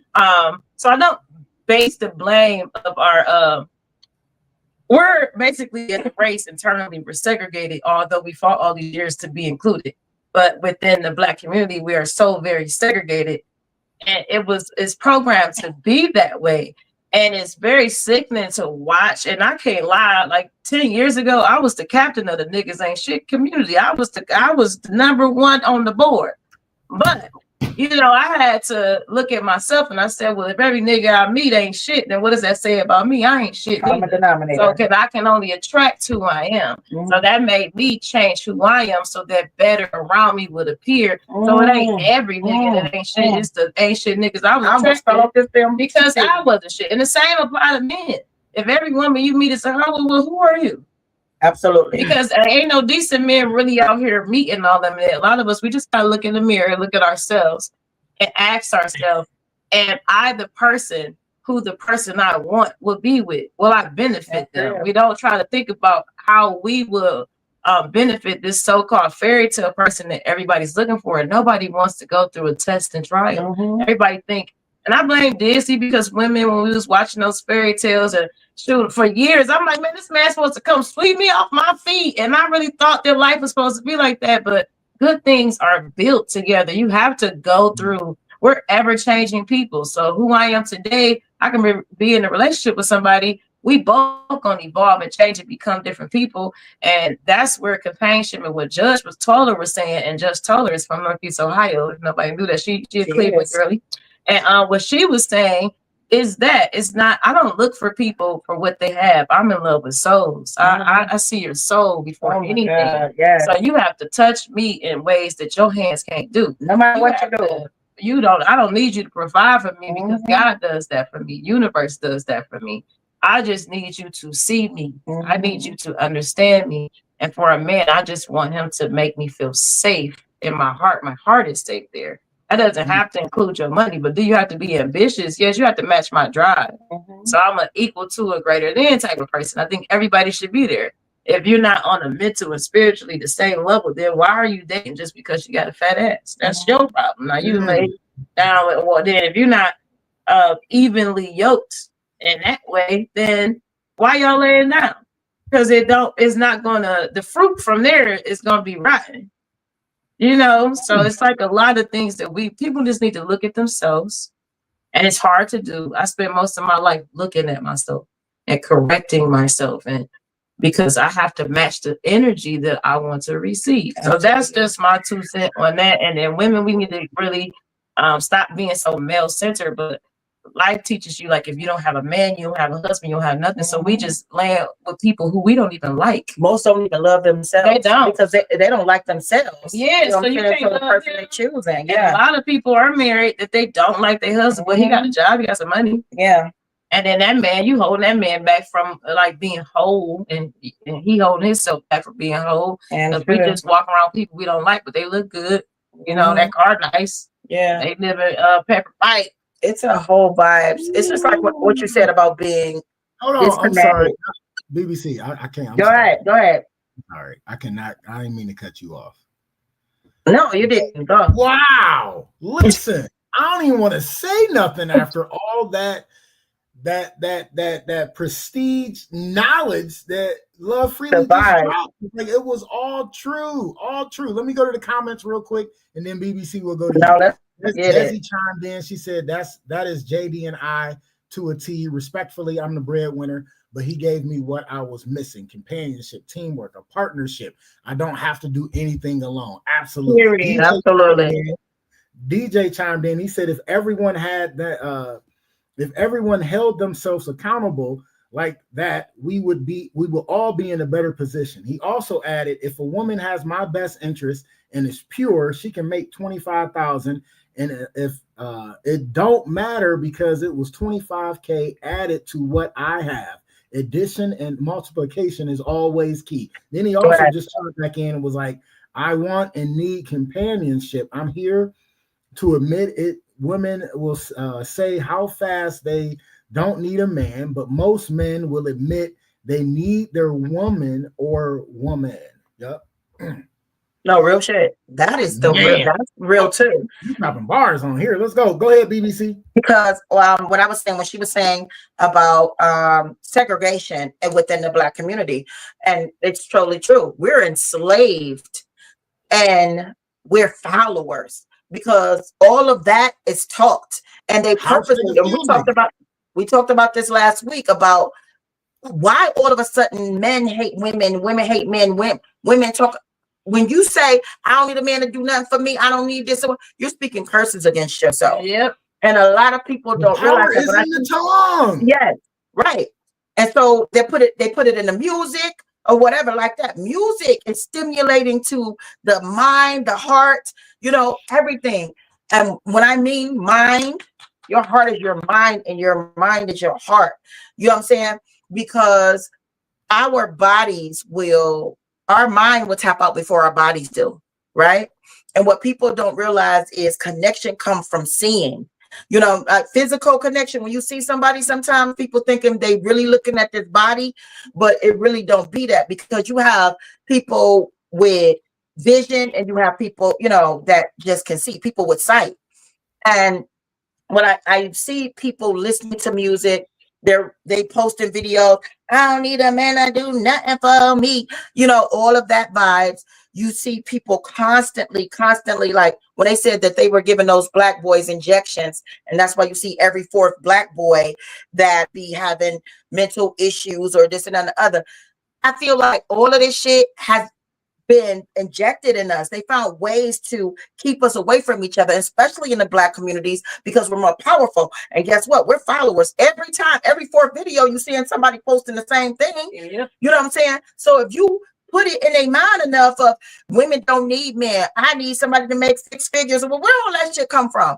You know what I'm saying? But you work at McDonald's. That's what You be know- blowing me. You know, like Like, what baby, are you you got talking about? $2.50. Why you gotta You know? have $1,000? What I I had a seen- friend, she used to always be like, I need a big old dick. I need a big old dick. I need a big old dick. Like, first of all, girl, I don't want one. at the end of the day, if that's all Like you're my thinking food about, is. you're putting that out there. But guess what? Your soul is never you have no companionship Yeah. because that big dick is coming to fuck you. And then they leave and they not even spending the night. Motherfuckers Yeah. ain't even kissing no more. You know what I'm saying? They just going there and telling some why your pum pum dry. Yo, my pum pum dry because boy, you're wicked. Like you just coming, you ain't gonna give me no foreplay or nothing. Nobody's communicating anymore. Nope. Guys telling us, oh, I just like to text. No one is Oh, when you say they're away from the nature, natural, feeling each other, touching each other. You know what I'm saying? People are not doing it no more. People are communicating through social Through media and these computers. apps and everything like that. So they're not doing what's natural, yep. you know, and actually seeing like, okay, this is what it is. My homeboy I told you about said, yo, BBC McCann date you because you have too much go on. He like, I like a girl like I could just buy her headboard and she'd be happy. You know what I'm saying? He like, I'll have to invest in you or whatever like that. And At least he was he was good. being honest. He my homeboy. We never been like that with each other. But he was like, "You will be a woman that I'll never date." People think that I'm an aggressor. Let me tell you something. I'm the most independent, dependent. You know what I'm saying? That you will ever see. That's You know what I'm saying? I'm a submissive. Yeah. My exterior comes out strong. I move strong. I am a strong black woman and a weak black woman all in the same body. I sometimes just want to cuddle. Like I don't give a shit. You know what I'm saying? I mean, everybody need a good fuck, but sometimes I just need a good hug, you know? And it's one thing to have somebody that can provide for, I don't have men that could provide for me, but to have somebody love you, when somebody just see you and love you, you know what I'm saying? That shit is real. That shit is real. Somebody just like, okay, you've been at work all day and you come home and And dinner that is bad cooked. quarter Oh my gosh. you making me think about my ex. Come on now. Come on. Come I on. do want to say this. A woman being submissive and silent is not her being weak. No. Women are more powerful when they are silent. And we just gotta learn we don't have to speak on everything because we are different species. So yeah, y'all gonna get on my nerves. And yeah, I'll get to a point where it's like my brain moves so fast. So I don't know what, I don't want to know what he said. Yeah, I kind of do now because it was funny. That's DJ. I know I it. know it's him. What did he say? First he was like, my Lord. And then after that, he made me lose it. He said, if you're looking for big meat, ladies, go to the deli. Don't look at DJ. Man, what? He basically He said, basically said he ain't got it. I ain't got no big old dick, but I'll put it down. You know, You know what I'm saying? Like Oh, it's God, real. suck me I'm off. dead. So y'all are making so many valid points, right? I seen a video recently, and it's like I don't really like scroll for videos, but sometimes I click on the reels or whatever, and I clicked on this one. Somebody might have sent it to me. I don't know. Sometimes I'll be having to catch up on what people say. Because it was a dude on there, and he didn't have the girl on camera, right? And he was like, "Okay," he was like, "Say what you just said to me." Right, So I think that's ain't it. gotta be on camera, blah blah blah. He was like, "You're not on camera. I just want you to say what you just said to me." He said, "Okay, so you telling me since I have a good credit score, I think he said he had like a 700 or 700. He was like, so you telling me I should go and buy you a $4,000 purse, right? Because she was like, if it's something I can die for, if it's a bag I can die for." He's like, wait, you dying for a bag? She's like, no, not like that, but it's like something I just really want. Well, she So why 20. couldn't you go buy this with your credit card? So he's like, so wait, you want me to go in debt for something you can't afford? He said, make it make sense. You want me to go, but you ain't gonna be in debt. Well, he said, if I charge $4,000 to my I gotta card, pay it off. pay that back. So you want me to buy something you can't afford? Right. When you talking about I'm broke because I won't go buy you something that you can't afford, but I'm Not broke. invest in a business for me. Something else step on top. You know what I'm saying? Let's build a business together. Why I'm gonna buy something for you that you can't afford, and it's you go real, and call this me is how broke, women 'cause I won't think. do it. And he was like, "Nah, come on." And when I Yeah. seen that, I was just laughing. Because Let me tell you, one of the Rastas, the fathers, said to me one time, when I was very young, he was like, a woman that doesn't ask for anything deserves everything. And I have had many men buy things for me and do things for me naturally because I'm always like, if you sing, I'm plugging up mics, I'm printing CDs, I'm printing t-shirts, and you can contest to that. I am that person. It don't matter if you my boyfriend, friend, whoever like that. If I can do it, I'm gonna do it. You know, I'm a person like, oh, you got this going on. Okay, this is happening to you. This is whatever like that. I don't get on the phone and be like, you're a lawyer. I am always like, and I'm invested. You know what I'm saying? You have stuff going on. I'm invested with you. You know, and I don't care if you do cars. When you come home, guess what? I'm cleaning your nails, getting all the oil out. I'm that person for my partner, you know. And so when people might sometimes take advantage, I see women all the time just want, talking about, I'm with women all the time. And now I want to say this to women, please stop speaking curses against yourself. Your tongue is very magical. We are more powerful together. This is why they want to keep us apart. They are doing this to us. They're keeping us apart on purpose. At this point, we're doing it to ourselves. But, okay, and I take that. They are putting it into that, and we're taking on that energy, you know, like when I say they put it in the music, they put it on social media, whatever like that. They push these videos, you know, algorithm is not happening by itself. Somebody is sitting there and making this pop off for people to do that. Companionship, like, I don't want to die alone. You know what I'm saying? And it don't matter. Like, I mean, I have my family or whatever like that, but I want to make sure that I have somebody, you know, I say I want to farm with a couple of men on there, like, you know what I'm saying? And I want them to all love me, you know, and know that I love them individually, you know. And like she was saying, also being equally yoked. Being equally yoked don't mean that you might be yoked here for something, you know what I'm saying? Your 100 is here and my 100 might be in something else, but I'm still 100, you know what I'm saying? And so people think that you are like, it doesn't matter to me. I love my men. I like for them to be greater than me because I love learning from them. And I know I have so much to offer. And a lot of men be like, oh, they don't like powerful women. They don't like this or whatever like that. We're both power, especially in the African community. We are born power. You know what I'm saying? Women were leaders, but they don't show that. You know what I'm saying? So you got to speak into her power, like Jill Scott said. If you can tell me what to do, hello, then you can tell me what to do. But if you can't tell me what to do, you can't. Yeah, you never can tell me nothing. That's the You know all what you I'm gotta saying? say right there. That's For it. real. The whole For real. No, That is absolutely. it. That's The, it. the power is in the tongue, and I already know God got somebody for me, and I know it's around the corner. So Yeah, just keep working on I you. want you to email her. always Oh, that's gotta work. everybody So, got to work on now, you. Because you find have what to. You attract you who are. You know what I'm saying? Become And the I'm here. become the husband that you think your wife would need. Become the wife that you think your husband will need. Until you do that, you're not going to meet that person because you don't align with them. It's just that simple. And this I didn't learn because I'm about to be 40 now, and I'm like just now becoming, because I'm such like all the foolery is gone out of me. So like life is very simple at this age now, and it's just simple. I just, if I want to do something, I just have to align with it. If I want something, I just simply have to align with it. It's a part of manifestation. Like you said, speak what you see till you see what you spoke. That's how I live my life.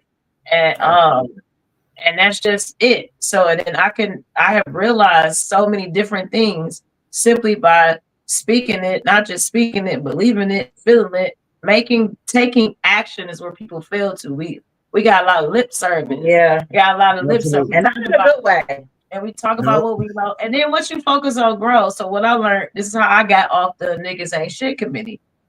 What I focus on growth. So if I'm focusing on what I don't like and what I don't want, that's all the universe is going to send to me. So if I keep speaking on the positive and things that I do want, then I'm opening up my ways and open up the energy so that I can receive what it is I constantly talk about. So if you're constantly talking about women and men are segregated and ain't no love, well, the universe is gonna open up no love for you because that's all you're speaking. Real, or ain't no good men out here, and ain't no this, ain't no good women, because women ain't the only people on that whole bride. No, like both sides are very jaded.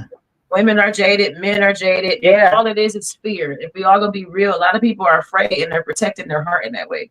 So, but in order to receive, you must open your heart. So, and not holding themselves accountable. Men need to open their heart. Women need to open their heart. But people are scared to be vulnerable. Another thing, stop jumping from. Wait a minute. One more thing. Stop jumping from relationship to relationship and not cleansing yourself and learning yourself and finding out what went wrong on your part. Yes, like y'all loving and letting some. Oh, I hate me. Oh, I got with him. Now I love me because he loved me. No, absolutely not. But we're gonna go into that next. We're gonna go into that next. I was going to say, guys do the same thing too. So pretty good. Let's go back to DJ real quick. DJ go say, man, I play broke every day of the week and peep how a woman moves. If I'm feeling her, she getting whatever she needs, right? Then he said, I take care of the needs if you want. He said, I take care of the needs. If you want a bag, go get it because I took care of the lights, gas, Wi-Fi, and car insurance this month, right? Then after BBC was talking, he said, Polly want a relationship? Like in a parent voice. Yeah. He's so aggravated. Then he gonna say Yolanda Adams said, open your heart because she was alone in a room. I'm dead. Polly want a relationship? You gotta open up your heart, baby. You gotta open it up. I love it. I love it. Not really, and open your mind too. Everybody has this the person that they see themselves with. You know, you have your image, you know what I'm saying? And it's always like, oh, whatever, like that. Like I was saying, my friend, big old dick and this and that and the other. Honey, your husband got 6 inches. You better figure it out. Your person might not, like you're speaking your person further and further away from you because you saying this is the kind of man I want. All these lists, he got to be this, he got to be that, he want to 6 feet tall and that. Guess what? It's not gonna happen. And then companionship. The focus on that is companionship. You know what I'm saying? Like stop pushing off the ones women. Oh, let's go back into when you want a motherfucker that's saying, what's up, bitch? I know you woke, but then somebody say grand rising queen or have you eaten today? He a sucker. Yep. Come on. This person is caring about your well-being. He's speaking who he see into you, but you're so blinded, you're so torn, you're so broken, you're so hurt. You don't even see yourself as a queen. You see yourself as that bitch. And you love him for calling you a bitch because guess what? He's feeding you who you actually are. Yeah. You know, who you see yourself as. I say that with like and vice versa. Yeah, women who like rough sex all the time, they don't see themselves in the way they see themselves as like trash. Yeah. This is my like if you just constantly want to get pounded. Yeah. That says a lot about how you think about yourself to me. And I could go deep, but it does like a lot of people. It's trauma based, like you know, like being loved and being tender is wait for people to come back to them, or like want that, keep going to that red flag. You know, I hate red flag, but you know, keep going to that person that got hurt. You know what I'm saying? That is trauma. That is trauma. And I talked about trauma bonding the other day, and you know, we go back to that post all the time. Like you really, really don't realize that trauma bonding is the worst that you can do for you until you find love for yourself and find realness in yourself and find what is wrong. because people don't take that accountability that we got shit wrong with us. You know, you got shit wrong. You might be this, you might be that. And I'm look, I'm gonna say, me and my bro, we'll talk. And I tell you, like, if I feel like something ain't right, I'll be like, bro, nah, you was wrong, or whatever like that, and vice versa. I need people that I can talk to like that. Tell me where I'm fucking up at, because sometimes we can't. Sometimes you don't know. Yeah, you don't see what you need to see. And then people around you be so fake. Yeah, or oh, that's just him. That's just me. When somebody say this just me, that's basically like calling me a bitch. If you say, oh man, you know that's just how I talk, and I just told you you hurt my feelings, we ain't got nothing else to talk about. You just called me a bitch. Man, that's just how I feel. No, absolutely. So I told DJ now I want to keep doing it. It's stuck in my head. I just want to like the fair voice, but he gonna say it's stuck. He gonna say, women say they want a man that's 6 feet and makes 6 figures, not realizing that's only 1% of men, not even black men, just men, period. I'm over 6 feet and I don't make 6 figures, but it's proximity. We date for proximity. Right. So if you're gonna date who you're around.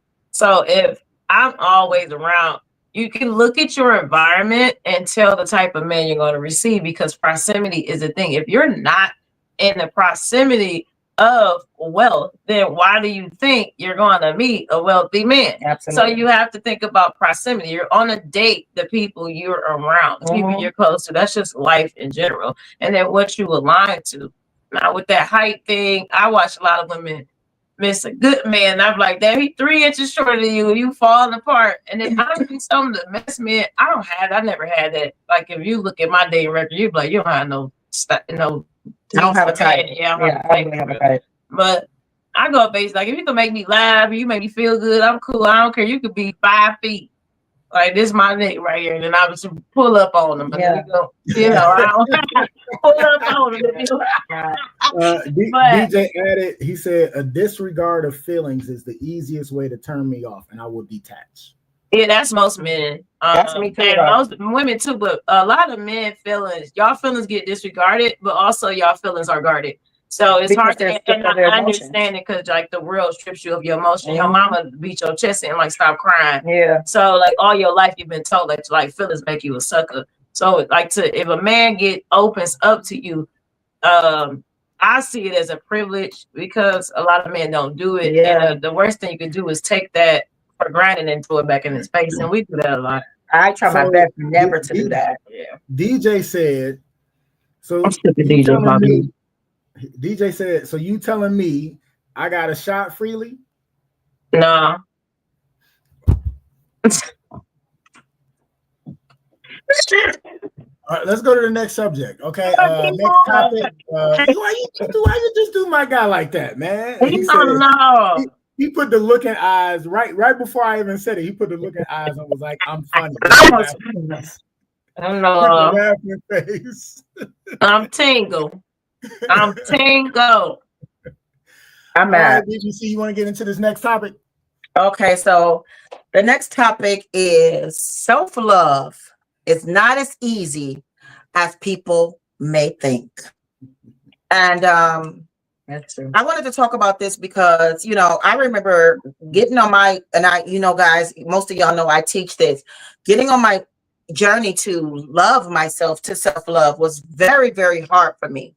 And I was like, trying to go to therapy or whatever like that. And I switched therapists like 14,000 times, because I just have a certain thing that I look for in a person. And if I feel like you coming with some bullshit, or you just trying to book train or book therapy me or whatever like that, get the fuck out my face. I need somebody that's been through some shit, And so I started this thing about looking myself in the mirror, in the glass, anywhere I am, and telling myself I love me, until I believed it. And it took a long time. People think that just because you love yourself and you find self-love, or you find that healing to say that you love yourself, you're cured. You have to remind yourself every day to love yourself, And I think that people really fall into this fake mindset of believing that, oh, I got self-love, so I'm this and I'm that and I'm better and I'm blah, blah, blah, you know, and all these levels of fuckery and bullshit.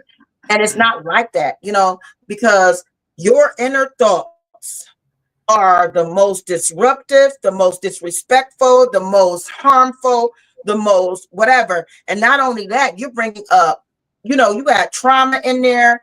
Healing.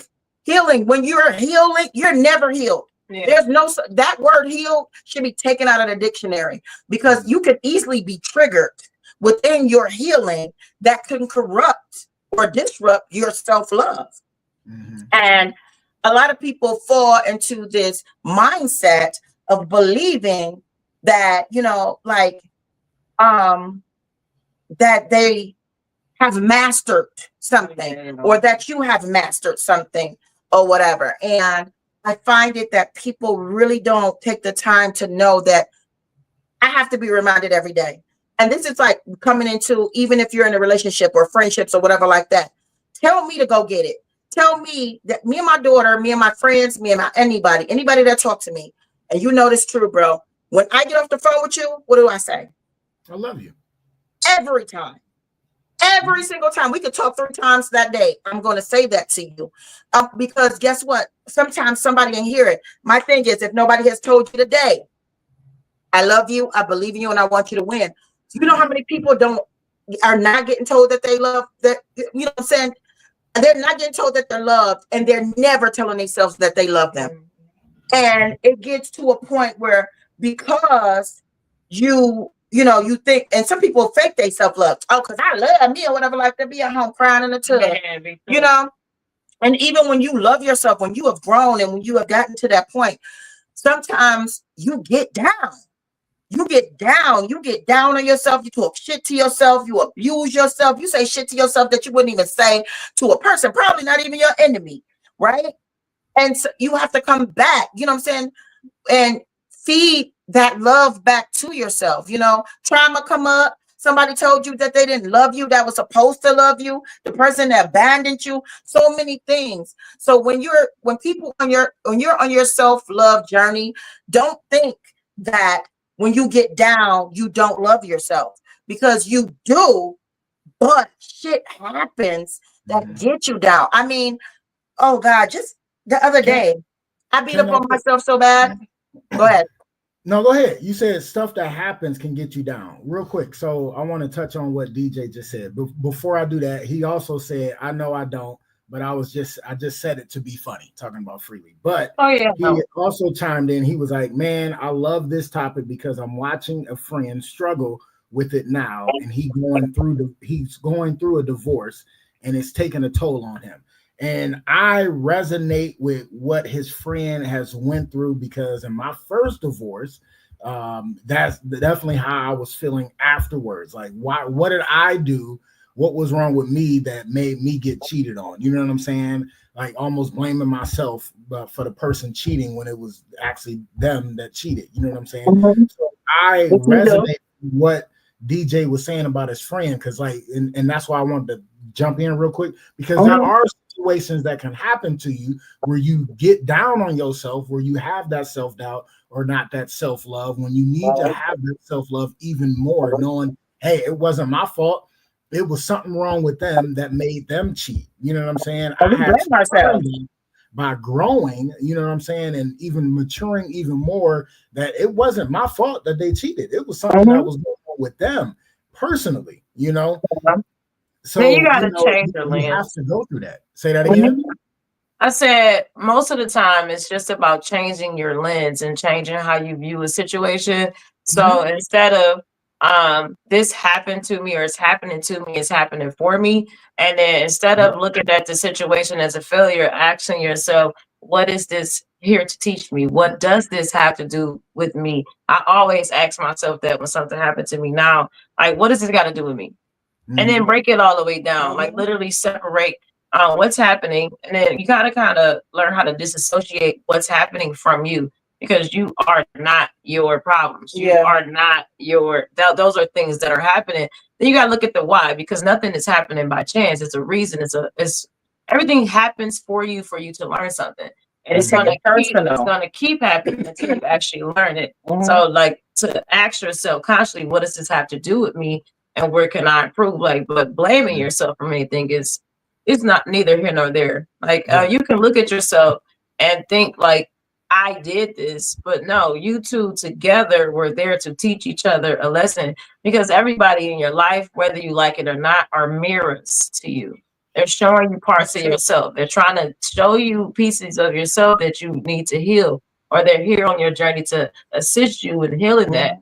And everything is And temporary. vice versa. So if things end and things begin, so things can begin. Like everything is temporary, and some people are here in your life for a spell, and some people we weren't even supposed to probably get married to. But we just had to go through that to learn whatever lesson it is we need to learn. But always like it just boils down to getting out of your own way and changing your conversation and reprogramming your subconscious mind. Like I went through that heavy. Like I used to speak really negatively towards myself, not even knowing. Like I couldn't receive compliments. Every time somebody would compliment me, I would kind of brush it off. Like, girl, no, that ain't me. That's her. And now I just accept it. Like, thank you. Like, yeah. Like if you say I'm dope, like, yeah, I am. Thank you. Like, I just learn how to accept I remember saying that to her. I'm like, why do you always do that? Like I will always brush people compliments off because it was hard for me to take them. But that's come from lack of believing that I deserve them. A lot of people don't believe that they deserve certain things. And then love, a lot of people don't know what love is. Our picture of love is different. And to me, discipline is love. You cannot say you love yourself and you don't have any restraints. So like I would say, like, that's my recent journey. How can I say I love myself as I pour poison down my throat? How can I say I love myself as I eat processed food? How can I say I love myself when I don't move my body and I know that I need this body to live on this plane? How can I say I love myself if I'm always telling myself I'm like not good enough, not smart enough? So I have to do to myself what I have to show up as love. Like we know what love is. You will teach another person. Like how you treat your kids. Like, you got to treat yourself in that way. You have to love yourself in that way. And then everything else around you starts to change. And I'm only speaking from experience. Like the people that come and go in my life is based upon me actively on this journey to love and like reprogramming the way I think of myself. And that's really all it is. Like, and some people will love other people harder than they love themselves. That was me. And it just goes to show, like, we was talking about a thing where Black people, like, right? Black people will be like, I will die for you. But white people will say, I'll kill for you. Exactly. You understand? And it's a difference, and I used to say that, Lord, I'll die for my sisters. I'll die for my city. I'll die. And in that whole realm of whatever like that, I've had to do what I had to do for them. At the end of the day, once I start saying, I will kill for you, I will kill for you, for me, I would never say that. I can have somebody treating me bad and it'll take me a minute, you know what I'm saying, to get to them. But if you in the room with me and you're treating her bad, I'm on your ass. Like, you know what I'm saying? It will be like in a minute, in an instant. I'm an instant protector. But the only person that I wasn't protecting is me. And still to this day, you know what I'm saying? I abuse me. I verbally abuse myself sometimes. And I have to, and I do a thing where I say, if I say something bad to myself, if I think something bad to myself, I apologize to me. Because I learned to love me. Back in the day, I wouldn't do that. I'd be like, you fat bitch. Like, anything. Like, before, and that was like people that always seen something in me, and the elders, and they kind of like, you are this, you are this. And I'm like, I think you got the wrong person. I know you ain't talking about I'm me. gonna die before I'm 25, and I'm probably gonna end up in prison. One of the two. And it was just those moments or whatever like that. So going through it and being in that, be hurt. When you're hurt about something, you gotta allow yourself to feel that pain. You gotta when somebody, even if it's just you lost that job, you listen to the other, cry, go through the shit, stop, all this strong Black woman, strong Black man, you gotta be tough, you can't have emotions.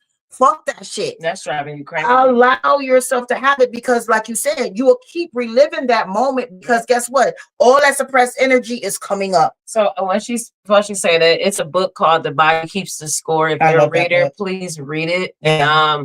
When you think you're pushing something to the side and you're burying it, your body is keeping score. Having your physical ailments has a lot to do with your emotional instability. Mm-hmm. So your body will always hold on to the pain and trauma if you're not moving it. That's why it's important to also move your body, because your body will always keep the score of the trauma you've been through, even if you're not talking about it, even if you're not, quote unquote, feeling it and living it out. And what you said, I'll die for you, I'll kill for you.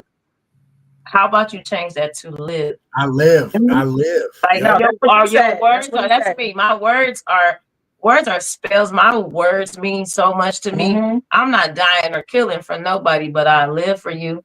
I definitely will kill for people. Like, I'm not like, but I'm not. I love that. I So live it's for just you. like, I live for you, and like, just change. And I made that song for my daughter. Yeah, like, just I will live change for it. you.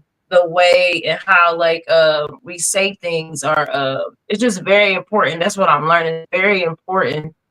And that's like my son's father. He don't believe in saying goodbye. Like, he would say, you got to say, see you later. Yeah, Something like yeah, that. I So don't like, like cause that it's final. It's final. And, Yeah. and then you're manifesting having to do that. Mhm. Like, so just manifest life. That's the best way I can say it.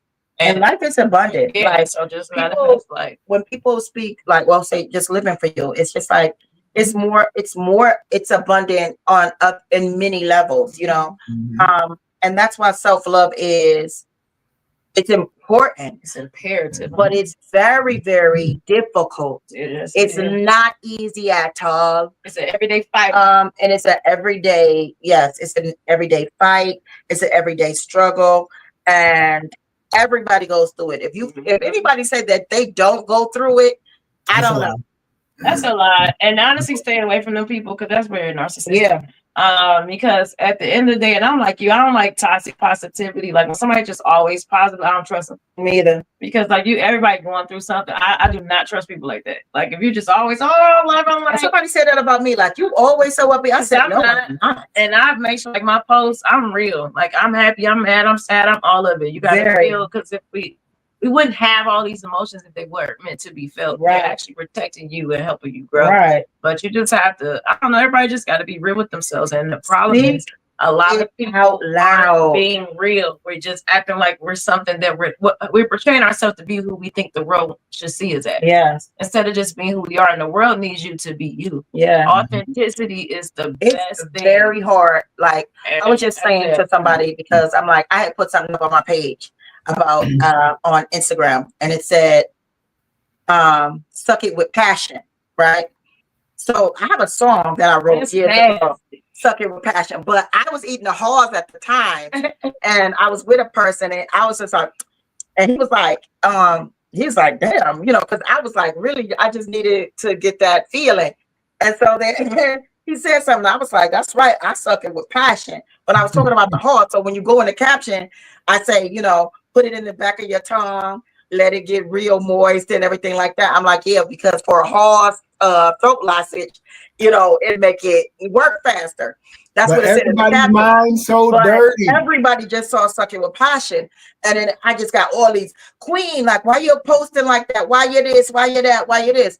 And it goes to the fact where sometimes I feel like I'm being fake, because I always have to be the queen. No, because Queen, You know, baby, you suck. but- You teach, right. you So love, I have a song.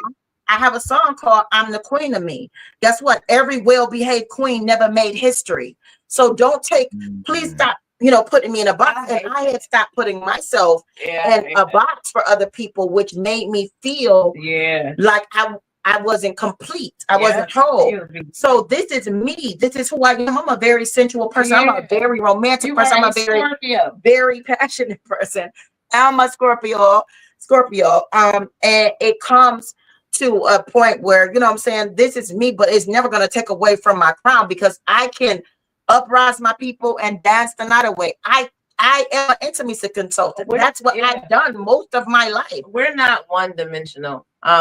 That's what people have to Yeah. realize. We're not one dimensional. But then that, And then you're colorful. You're a woman. You're everything. oh my goodness. So you're dark and you're light. That's Mhm. polarity. You can't have light without dark. You wouldn't know hot without cold. So I am as much dark as I am light. I'm Mhm. all of these things, and we just balance. It's balance. Life is about balance.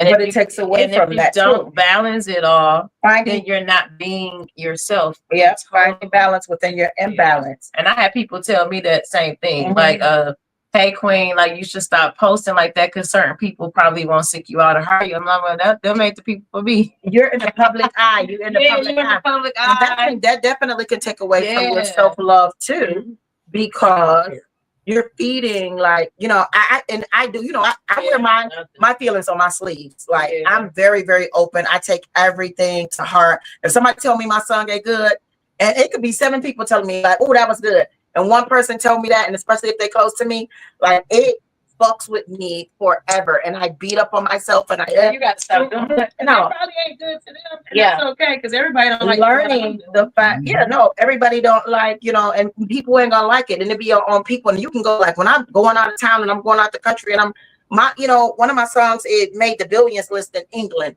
Like, it's just a thing, but you start to beat up on yourself, and that's why you always have to be in that strength, in that power of your self-love. And right now I'm in a whirlpool, and I'm very honest about it. I'm very honest about, like, when I'm going through something, when I'm feeling something or whatever like that. And my sister even said, my sister, she always be like, you confess your feelings so passionately and strongly, it makes people uncomfortable, even her. A lot of people can't handle it because a lot of people don't have that honesty of being so passionate, and being so free with, this hurt me. This bothered me.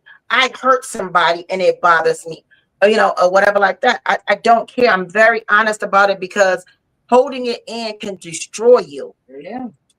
What are your thoughts, John? I mean, self-love is key, man. Like, if you don't love yourself, like, how can anybody else love you? But do you think it's hard? Yeah, I mean, there's times, like you said, there's instances where you have that self-doubt. We are always our worst own, our own worst critic. You know what I'm saying? We know that, but we have to, change that mindset. Like Love Freely said, change that mindset, change that attitude. Yes, it's hard at times, but you have to. And anything worth doing is not easy. So but you gotta love yourself. Sometimes it is hard, but it's worth it. Man, it's worth it. It's not gonna be easy all the time. So you gotta do those self-affirmations and feed into yourself and motivate yourself just like you do other people. Yeah, absolutely. DJ chimed in. He said life is definitely about balance. Yeah. She got fired. Man, don't even read it. If she got fire neck, she might not be the best cook or domesticated woman. Hashtag balance. I love DJ. That's my dude. That is crazy. And some people can do all of that. Yes. It makes sense. Some people can do all that. Some people can do all that at the same time. And then my thing for that, my final tidbit on self-love, the main thing is to stop looking outside of yourself for validation, and to stop looking outside of yourself for truth, because you already came to this earth equipped with everything you need. People's biggest problem is that they're looking for people to validate them. Am I good? Is this okay? You should give less of a fuck what anybody thinks about what you're doing. That should not determine whether you're doing it or not. And then nobody's obligated to like you or anything you do. That does not mean you stop.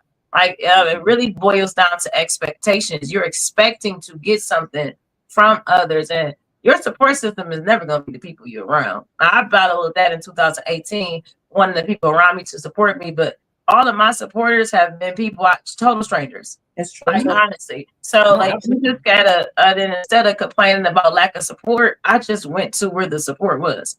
And then, like, the main thing is to stop, and I tell my kids this at school, stop looking outside of yourself for love, validation, anything. You have to just do whatever it is you want to do for you, and whoever is supposed to receive it will.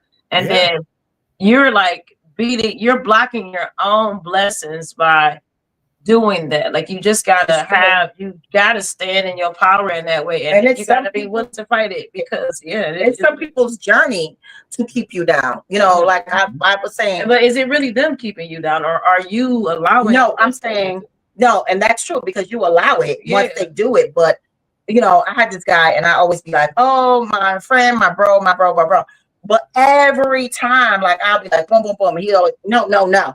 Or like, I'll send him, a picture, like, whatever, like, but he always send me stuff. And I always, I speak life. I don't really care about anything like that. And I just noticed, and everybody kept saying, he's not your friend. He's not your friend, because he was supposed to be there for you and this and that and the other. And I just realized, like, yo, this dude really not my friend. Like, and now, like, you want to send me pictures, you want to send me music, you want to send me all these things. And, because you want me to give you what I have people all the time reach out to me. People reach out to me before they reach out to their husband and wives, because, and it's their words, not mine. I wanted to tell you first, because I know you were going to make me feel what I needed to feel. Mm-hmm. And my homeboy got a promotion, and he was like, he caught me. The first person he caught me. And I mean, I was just so excited and everything like that. And he was like, oh my God, I knew that you would make me feel. He was so happy, and he just needed to feel something or whatever like that. And he said, when he told his wife, her first question was, how much money they giving you? Yeah. Like, that was it. It wasn't, oh, yay, baby, that's fun, or whatever like that. That's good enough, but where's the check? Right. What, like, how much more money you making or whatever like that. And it devastated him. And I was just like, whatever. I had somebody tell me, yo, BBC, you're such a cheerleader. And I said, thank you. And he said, that's not a compliment. And I said, from your mouth, but to my ears, it is. Why don't you want me to cheer on my people? Why don't you want me to share their flyers and share their happiness? Why don't you want me to speak life into them or whatever like that? And it's a common problem, especially in the African American Black community. We are so easy to be offended by somebody cheering for somebody or cheering for our own people. You ain't gotta like it. You don't gotta like their music. You don't gotta like nothing. But this is somebody from your own neighborhood, your own, that's doing something. People were talking about the Kevin Hart cartoon.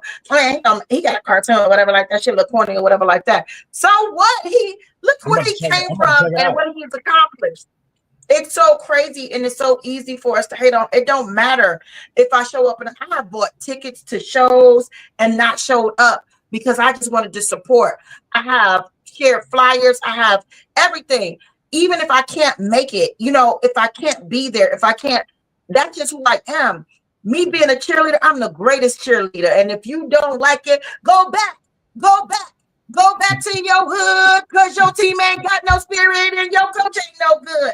Like, fuck you, fuck your mother, go suck your mother with a coffee straw, all of that. Be that person for yourself. I really as do. much as you do, I need you to be that for you. Don't go as hard as you're going for. I think you're being. I don't do it as much as I used to. You're being that for everybody because you're seeking it. So now you need to be your cheer for yourself as much as you cheer for everybody else. You can cheer for yourself as much and make yourself feel how you make other people feel. Because I had a point in my life I was showing up for people, but really what it is was I was trying to fill my void by giving it out like that. But you got to fill up your cup, or you necessarily don't have anything else to give, because as soon as somebody ain't cheering for you, you don't feel too good. No, because absolutely. That's another thing. Everybody like, give yourself the love that you're seeking. You know, for real. I used to feel like that. Yeah, you gotta give yourself the love that you love. You gotta be able. It's a part, because you can't help nobody, or that's your cup full. Empty. You know what I'm saying?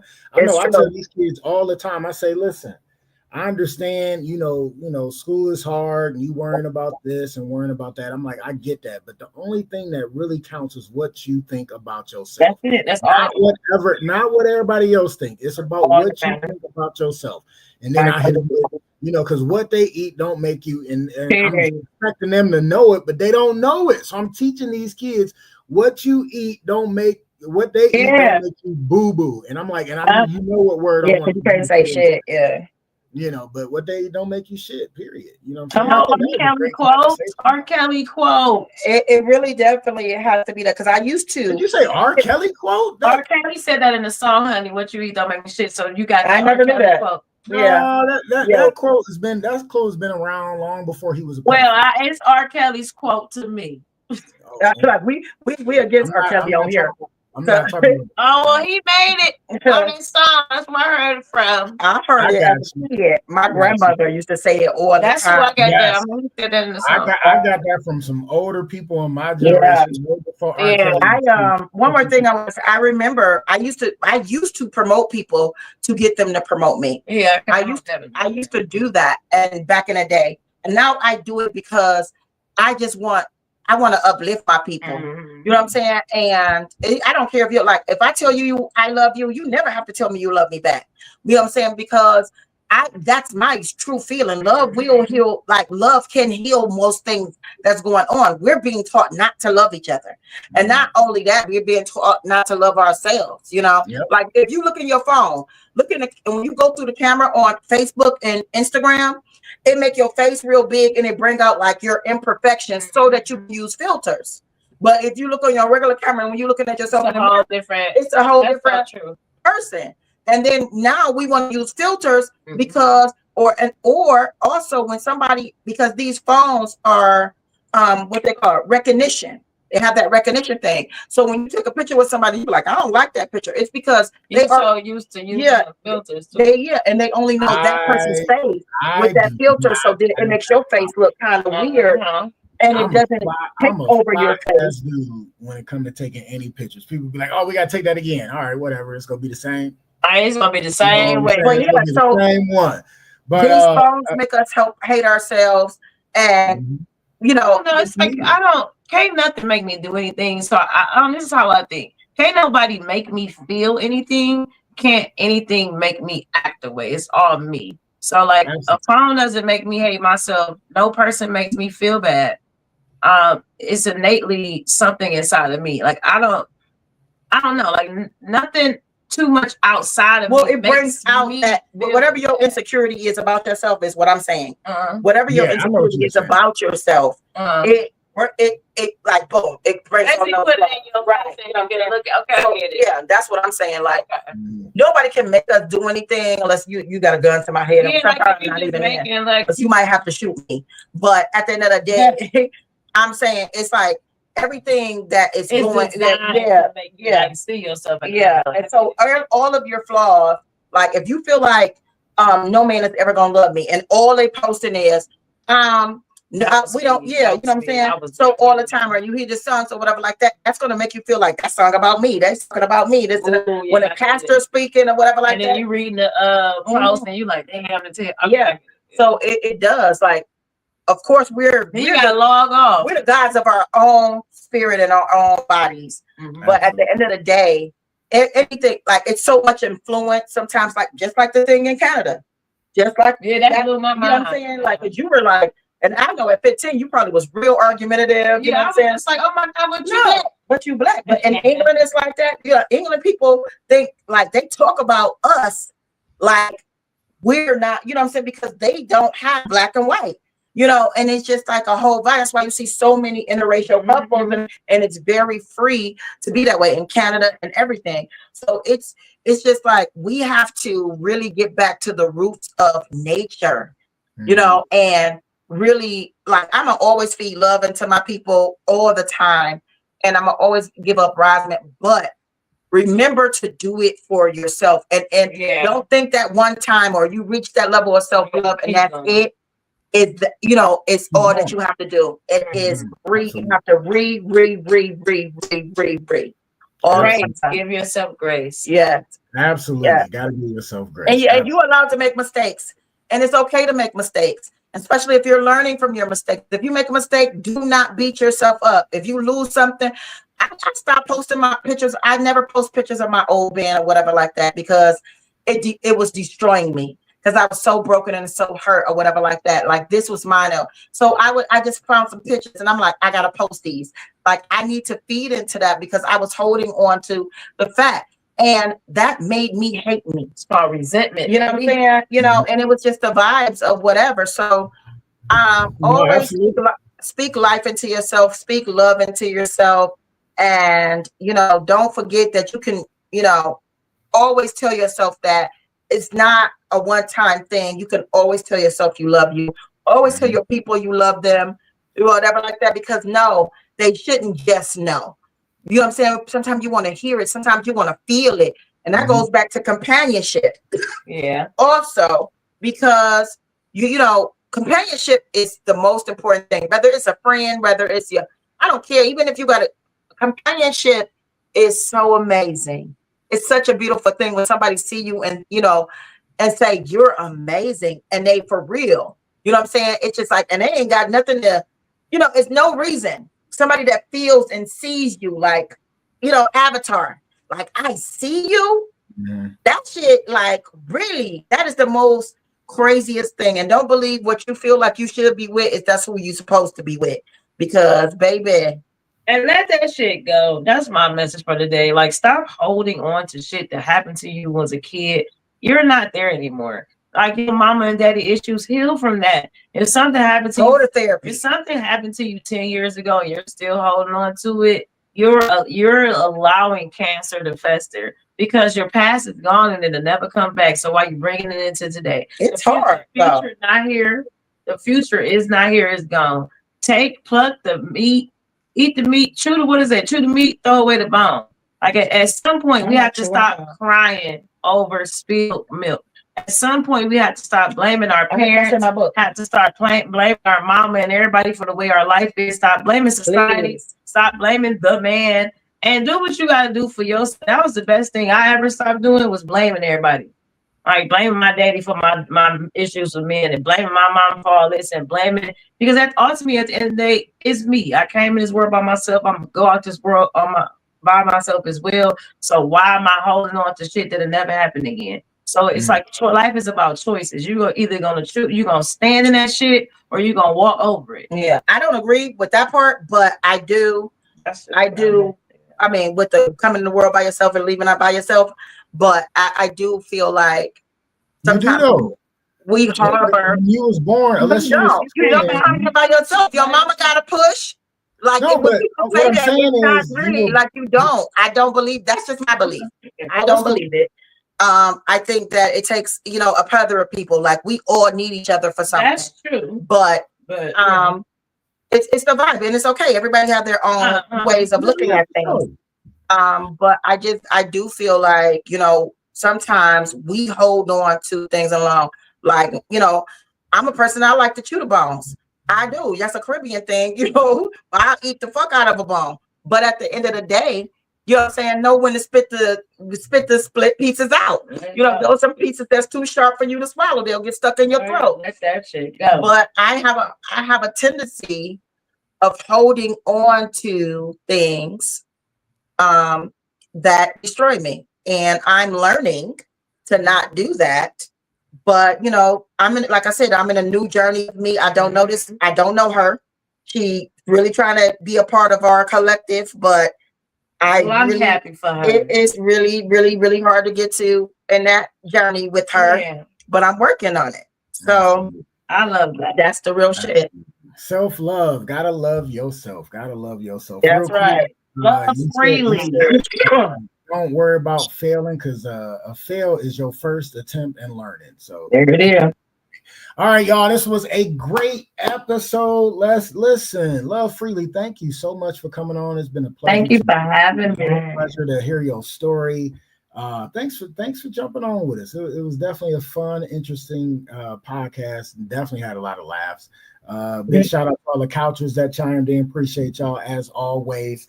And we got to get out of here. So before we get out of here, we always do a close. Oh, one more time. How can they follow you? So all social media, say it again. Love Freely 216 and Love Freely on Facebook and Love Freely 216 on like TikTok and Instagram. Right, but Love Freely, you'll see the chocolate girl with some hair. There you go. So check her out. Love Freely 216 on all platforms. Make sure you check her out. See what she got coming up next. Also, before we get up out of here, little mama's sleep. She knocked out, so she ain't I'm about to be with little mom. Come on. Knocked out. But you already know we like to do the close. The close. Yes. The close is something for you to ponder on until the next time you see us on live on Facebook and YouTube on the Juice Therapy The podcast, or hear us next day on Spotify. So your close this evening. I went to the wrong thing. Where are we at? Get it together. Yeah, I'm getting it together. Okay, here we go. Y'all like this one. Hold on. Oh, I like this one. Here we go. So you'll close this evening, something you can ponder on. You can't be that kid standing at the top of the water slide, overthinking it. You have to go down the chute. I'm going to say that one more time. You can't be that kid standing at the top of the water slide, overthinking it.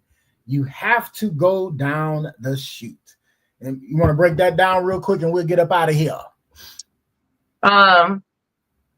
Nothing comes to a sleeper but a dream. So if you talking about it, you must be about it. That kid at the top of that slide, just think about how fun it could be. But if he'll never go down, he'll never know. So that applies to your life and everything. You gotta let some shit go, let go of fear, because fear and love cannot exist on the same plane. So if you want to experience life, you got to let go of your fears, let go of your trauma, let go of your pain, and just take your ass down that slide and live your life. Take the risk, because nothing comes to you without taking the risk and doing things you've never done, or you're going to keep getting the same results. Period. Have some fun, live your life. We about to die anyway. All of us die, you know? Absolutely. Great episode. Go ahead, BBC, send them out. If no one has told you today, I love you, I believe in you, and I want you to win. Always. Yes, always. Listen, thanks for chiming in, y'all, on our 4th anniversary of doing the podcast. 4 years, just therapy. We still going strong. And also my 16th year of doing stand-up comedy, doing what I do. But you already know what I'm going to say. One thing you can never get back, and that is time. And I want to thank you for spending your time on the couch with us. We'll see y'all next week, God willing. Peace. Thanks, Love Freely. Appreciate you. Welcome. Love you, bro. Sis. Beats. See you later.